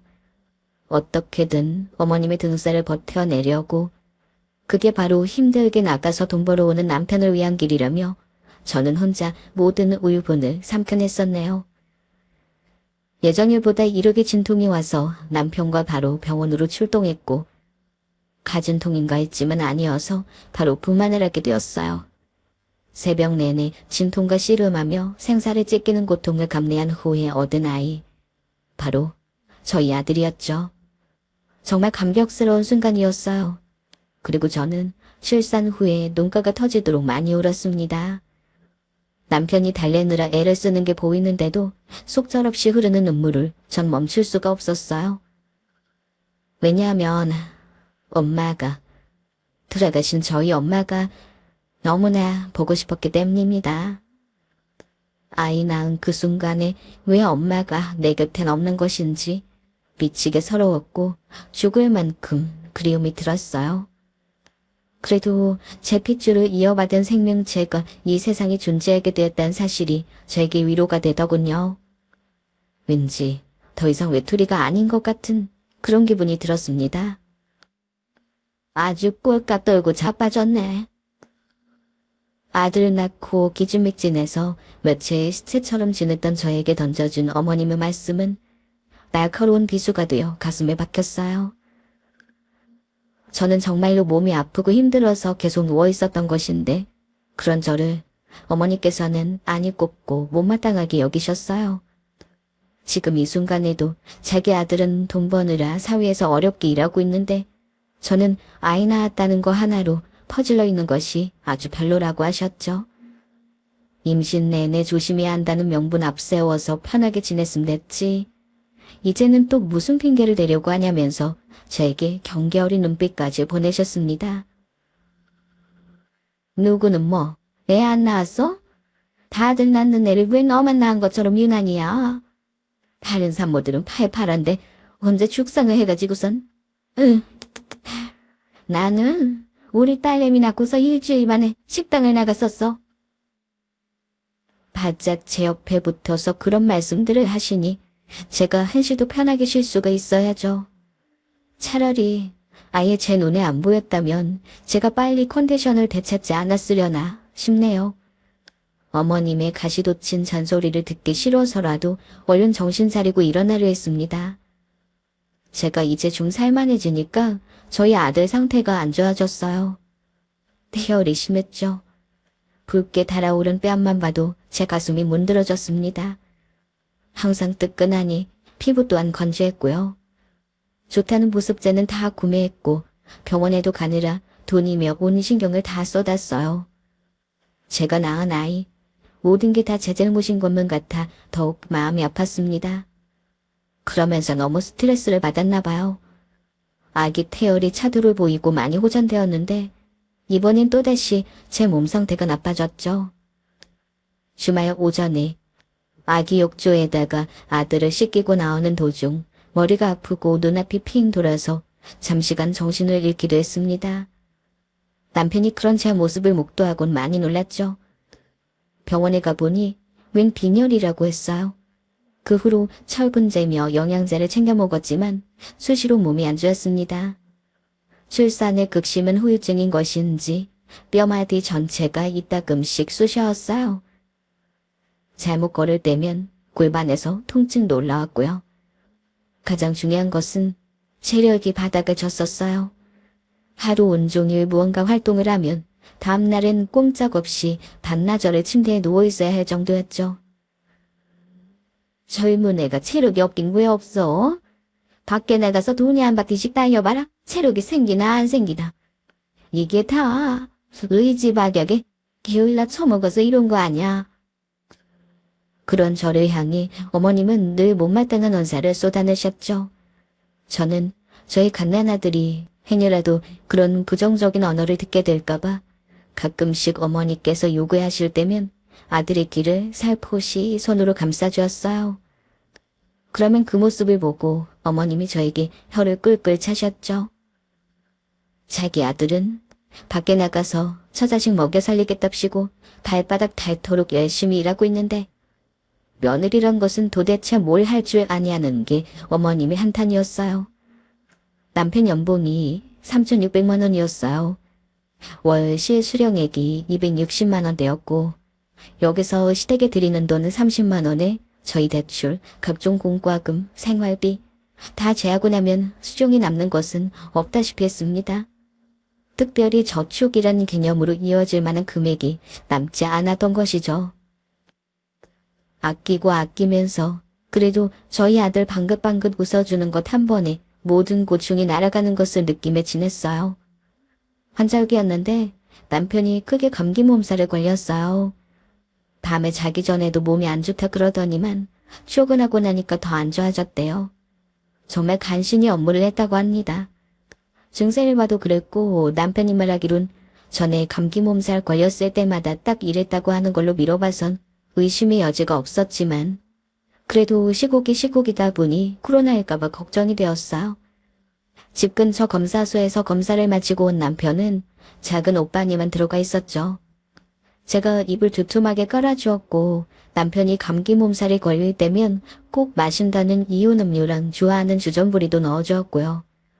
제발 발일 아니어야 할 텐데 하는 불안과 걱정에 휩싸인 채 아기 돌보면서 있었습니다. 그날 하필 어머님께서 연락도 없이 불쑥 들르신 거예요. 상황 파악을 마친 어머님께선 그야말로 뒷목을 잡으셨네요. 남편이 곤히 자고 있는 것을 확인하시고는 차마 큰 소리는 지르지 않으셨지만 저를 향해 매서운 말들을 쏟아내셨습니다. 네가 뭔데? 니까짓 게 뭐랍시고 내 아들 저렇게 코에 들게 한 것도 모자라. 옷방에다가 처박아놓고 생고생을 시켜? 저는 안방을 쓰라고 했는데요. 애기 침대가 안방에 있다 보니까 절대 안 된다고 그래서 제가 어쩔 수 없이. 시끄러. 참말 말고 너도 나가서 돈 벌어라. 더 이상 내 아들만 힘든 꼴 못 봐주겠으니까 너 일 다닌다 그럼 애는 내가 봐주마. 땡전 한 푼 없이 고아 신세로 우리 집안 들어와 놓고는 앞으로 계속 빌어먹을 속셈은 아니었겠지. 어머니 말씀을 듣다 보니까 정말 머리 아프고 속이 다 울렁거려서 뭐라 상대하고 싶지 않았어요. 그냥 무조건 알겠다고만 했어요. 저도 지긋지긋한 참이었으니까요. 천만다행으로 남편은 코로나 검사 결과 음성이었고 꼬박 이틀을 더 앓은 끝에 자리를 털고 일어났어요. 다시 쌩쌩이 져서 출근하는 남편을 보는데 제가 진짜 미안하기도 하더군요. 부족하디 부족한 저를 만나지 않았다면 남편도 조금 더 편하게 살지 않았을까 싶은 생각이 들었거든요. 며칠 후 남편에게 저 일자리 알아보겠다고 말을 건넸어요.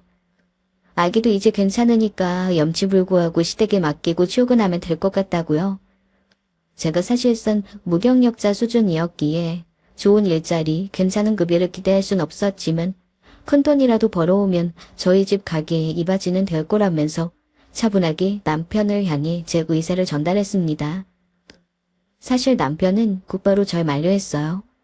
애도 너무 어리고 제 건강 상태도 좋지 않으니 굳이 취업을 서두르지 않았으면 좋겠다는 거였죠.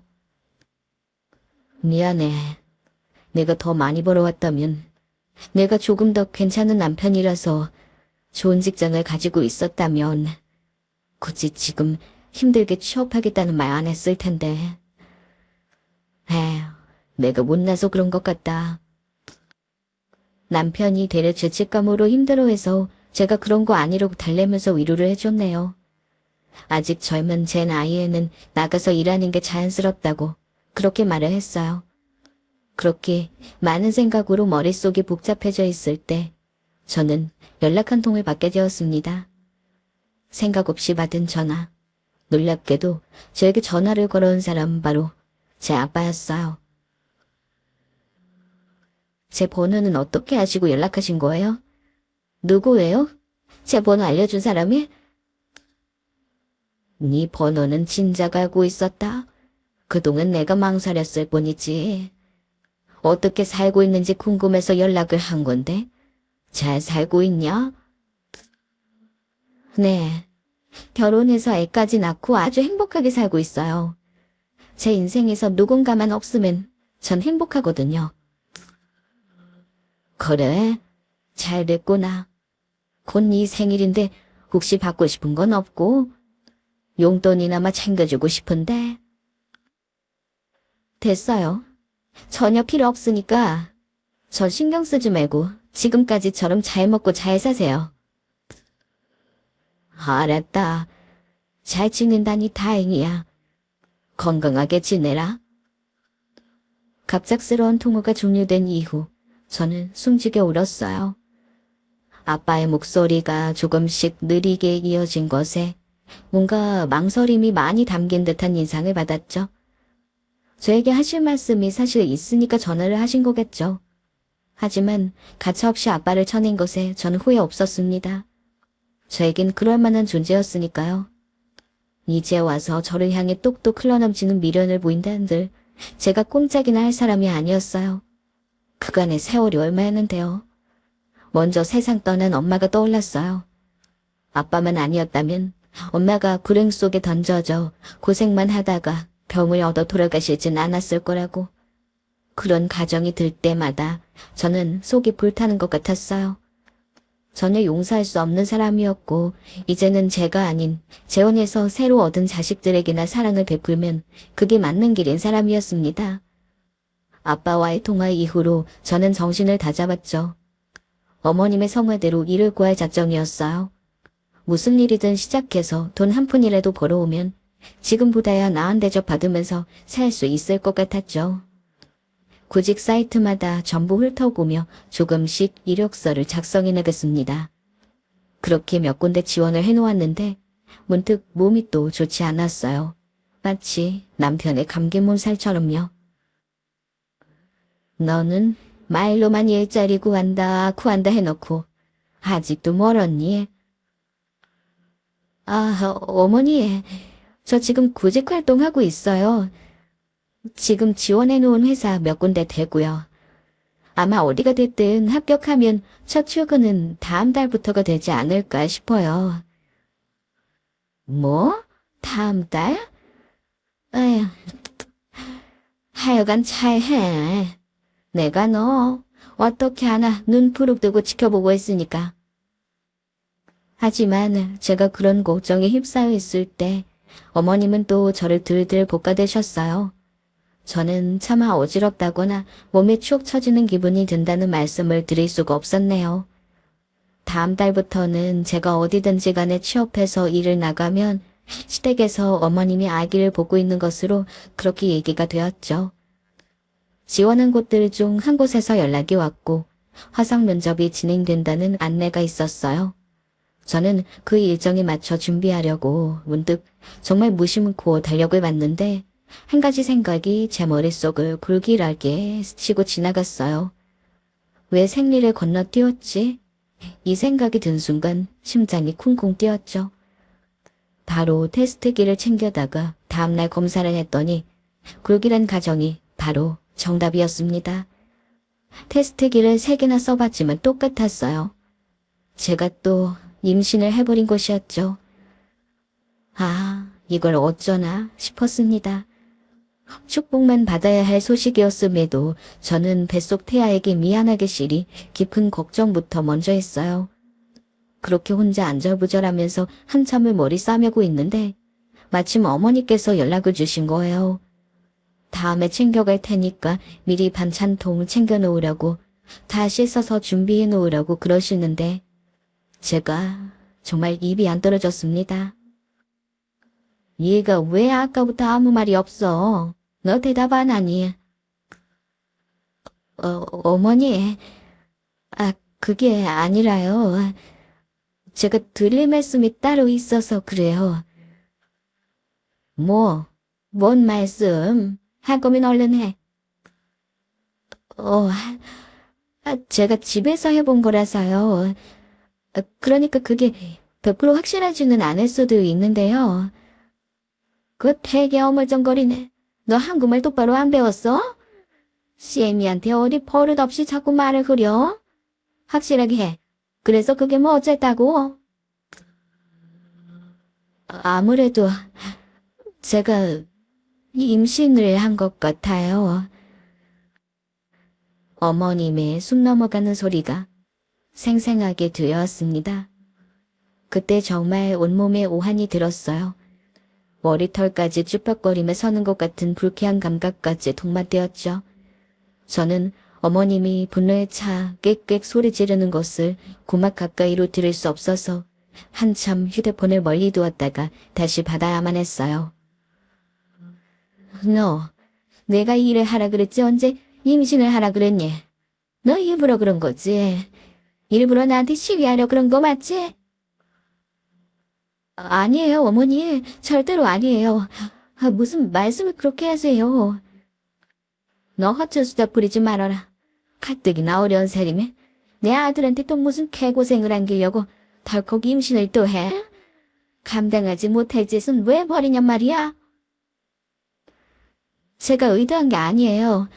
저도 정말 진심으로 제가 임신할 줄은 몰랐어요. 전 안 젖는 날인 줄 알았고 피임을 잘했다고 생각했어요. 절대 제가 일부러 임신한 거 아니에요, 어머니. 진짜 믿어주세요. 그러니? 네가 그렇다니까 다행이구나. 너 설마 그 아이 낳을 생각하는 거 아니지? 아직 너랑 나 말고 아무도 모를 때 해치우자꾸나.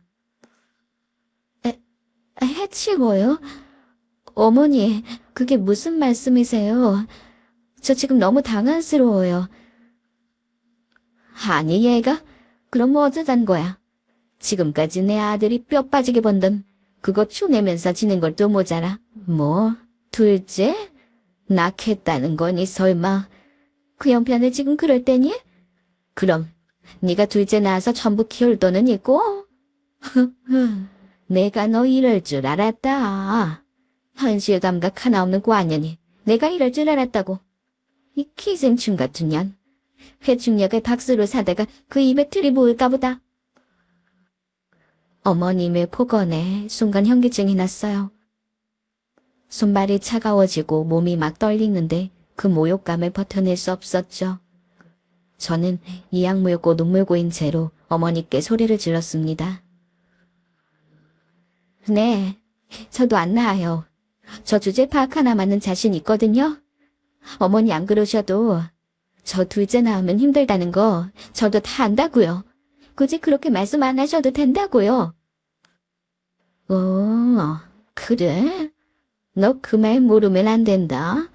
너 딴 말 할 생각도 말어. 네가 나설 것도 없고 내가 당장 병원 알아볼 테니 넌 그냥 그런 줄만 알고 있어라. 침대에 엎드려 어린애 마냥 엉엉 울었습니다.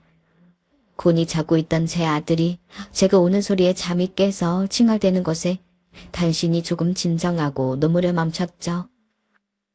냉정하게 생각을 해보려 애를 써보았어요. 집집마다 사정은 다르다지만 요즘 시대에 월 500 가까이 벌어도 벅차서 아이는 하나만 낳는다고들 하던데 옛날과 달리 스마트 시대라서 어린아이들도 부와 가난의 경계를 일찍 알아차리기 때문에 상실감과 패배감을 금방 느낀다고 하잖아요.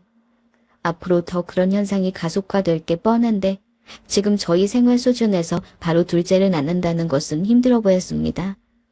제 건강 상태로는 둘째를 임신한 채 어디 일 다닐 수 있는 확률도 없다시피 했고 낳는다고 하면 또 산후조리 때문에 시간이 가겠죠.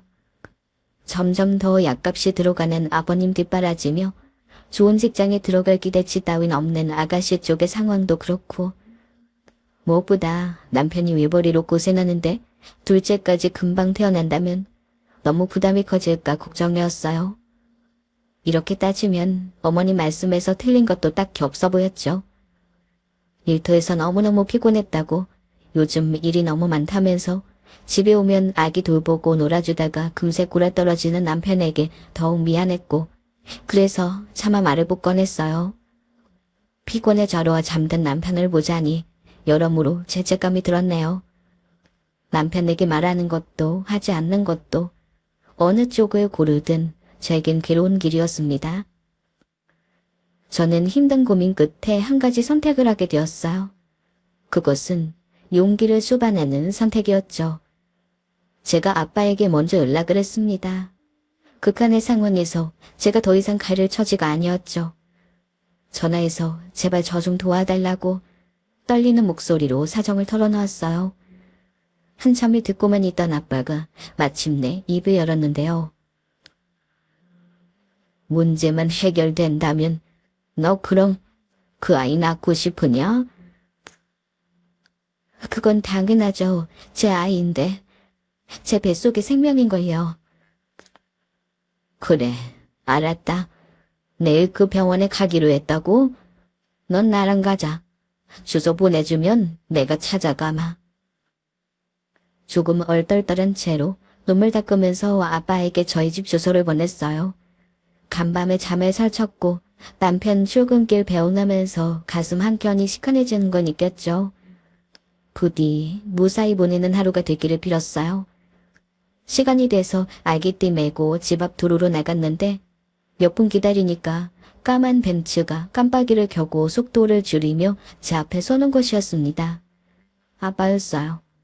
저는 뒷좌석에 탈까 잠시 고민하다가 조수석에 탔습니다. 아빠가 운전하면서 자꾸 저희 아기를 쳐다보더군요. 얌전히 있는 게 아기가 많이 착하다면서 중얼거리는 소리를 듣고 기분이 참 묘했네요. 그러고선 한참을 침묵 속에 갔는데 아빠가 먼저 말을 걸어왔어요. 집에 말하고 온 거다. 내가 예전에 두고 나온 딸 결혼했는데 지금 사정이 안 좋아서 내가 한번 들여다봐야겠다고 그렇게 말을 해놨어. 그러니까 지금 떳떳한 상황인 거야? 아빠의 말에 살짝 힘 빠지는 웃음이 나왔네요. 엄마는 저에게도 떳떳한 사람이었으면 참 좋았을 텐데 왜 안 그러셨을까? 이 생각이 앞섰기 때문입니다. 저기, 제 시어머니 같은데요. 병원이 있는 건물 근처에 다다르자 어머님의 걸어가는 뒷모습이 보였어요. 제 말에 아빠는 차를 천천히 몰았고 저는 창문을 다 내리고선 어머님 앞에 차가 다다랐을 때 인사를 건넸어요. 어머니, 오셨어요? 응? 너 지금 이게 뭐니? 어머니, 같이 올라가요. 주차장에 차 대고 올게요. 어머님이 화들짝 놀란 눈치였기에 전 그 순간부터 속에서 올라오는 만족감을 맛보았어요. 그런데 차에서 내리니까 주차장 입구에 어머님이 서 계셨죠. 머리를 깔끔하게 넘기고 캐주얼 시트를 차려입은 저희 아빠가 운전석에서 내리는 걸 보실 때의 표정은 정말 가관이었어요. 저희가 다가갈 때까지 그대로 망부석이었죠. 제가 무어라 소개하기도 전에 아빠가 먼저 입을 뗐습니다. 처음 뵙겠습니다, 사부인. 제가 우리 딸의 친부되는 사람입니다. 네? 친부시라고요? 예, 제가 아버지입니다. 우리 딸의 어릴 적 이혼한지라 오래 서식이 끊겼다가 결혼한 것을 알고 어떻게 사나 궁금했는데 글쎄 마침 둘째를 임신했다지 뭡니까. 그러다 아주 독특한 이야기를 듣게 되었네요. 아빠의 말에 어머님이 마른 침을 크게 꿀꺽 삼키시는 게 제 눈에 들어왔어요. 풍채나 말투에서부터 압도적인 포스를 뿜어내는 아빠 앞에서 어머님은 마치 물에 빠진 생쥐 마냥 기세가 볼품없어 보였죠. 사부인께선 둘째 손주를 안 보고 싶으신가 봅니다. 아휴, 그렇다기보단 상황이 어떻게 되다 보니 초면에 외람된 말씀드려야겠습니다. 전 지금 상당히 우리 딸애를 이혼시키고 싶은 생각을 하고 있어요. 아니, 갑자기 이혼이라니 무슨 말씀이세요? 딸애한테 시어머니로 모시라고 하기엔 사부인께서 너무 저급하고 저열하십니다. 저희 집안 수준에 맞지 않아요. 아빠의 발언에 저도 속으로 깜짝 놀라고 있는데 어머님의 얼굴이 시뻘겋게 달아오르는 거예요. 얼굴 전체가 완전 빨개져서는 저를 한번 흘겨보곤 말을 하시는데 전 무슨 염소 한 마리 온 줄 알았습니다. 목소리를 덜덜 떠시더군요. 아이, 저희 아들하고 우리 며느리가 얼마나 사이가 좋은데 이혼을 운운하시다니요. 갑자기 너무 섣부리시네요. 돈 때문에 어려워서 그랬지 저희 고부관계엔 아무 이상도 없습니다. 그러셨습니까? 돈 그거 제가 지원 가능합니다. 앞으로 참견 안 하셔도 되겠습니다. 저는 딸애가 시집살이를 안 했으면 하는 바람을 갖고 있는데 사부인께서 알아주시면 좋겠군요. 네? 네, 그러시죠. 그럼 오늘 일정은 없는 걸로 예약 취소는 사부인께서 넣으시죠. 네, 그럴게요. 모셔다 드리고 싶지만 저희가 바쁜 관계로 이만 인사드리겠습니다. 딸애한테 백화점 쇼핑이나 시켜줄까 싶어서요. 어머님은 얼빠진 얼굴로 굳어 계셨고 저는 아빠와 함께 다시 차에 올라타 주차장을 빠져나갔어요. 백미러로 힐끔 보니까 어머님께서 그 자리에 주저앉아 계시더군요. 속에서 후련함이 올라왔습니다. 그날 아빠랑 고급 레스토랑에서 늦은 점심을 같이 먹었는데 제가 음식 먹는 동안 아빠가 저희 아기를 안고 계셨어요. 저는 괜히 멋쩍어 고개 숙이고 접시에만 집중했습니다. 네 엄마가 죽기 전 나에게 남긴 말이 이거였다. 그때 들려온 아빠의 목소리에 제가 얼른 고개를 들었죠. 엄마의 이혼? 이건 처음 듣는 얘기였으니까요. 단 한 줌 미안한 마음을 품고 있거든. 그 죄책감으로 네 딸 도우라고, 네 친딸이라고 나한테 이렇게 말하더구나. 나는 그러겠다고 죽어가는 사람 앞에서 약속을 했다. 어느새 포크를 내려놓은 저는 손으로 입을 틀어막고 있었어요. 엄마가 그런 부탁을 남겼을 줄은 상상도 못하고 살아왔습니다. 내가 약속하겠다고 하니까 네 엄마 표정이 편해지더구나. 나는 그 모습을 한시도 잊은 적이 없다. 내가 용서받을 수 없는 죄인임을 잘 알아. 그저 네 엄마와 한 약속, 그리고 친아빠로서의 도리만 하게 해줬으면 싶구나.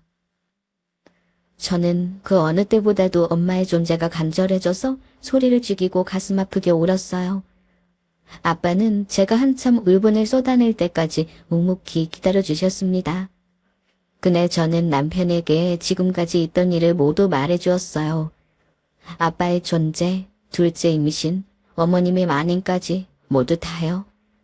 남편은 정말 미안하다며 제 앞에 무릎을 꿇었고 저는 그럴 것 없다면서 말렸습니다. 저희는 그 순간 서로를 향한 애틋함으로 부둥켜 안고 울었어요.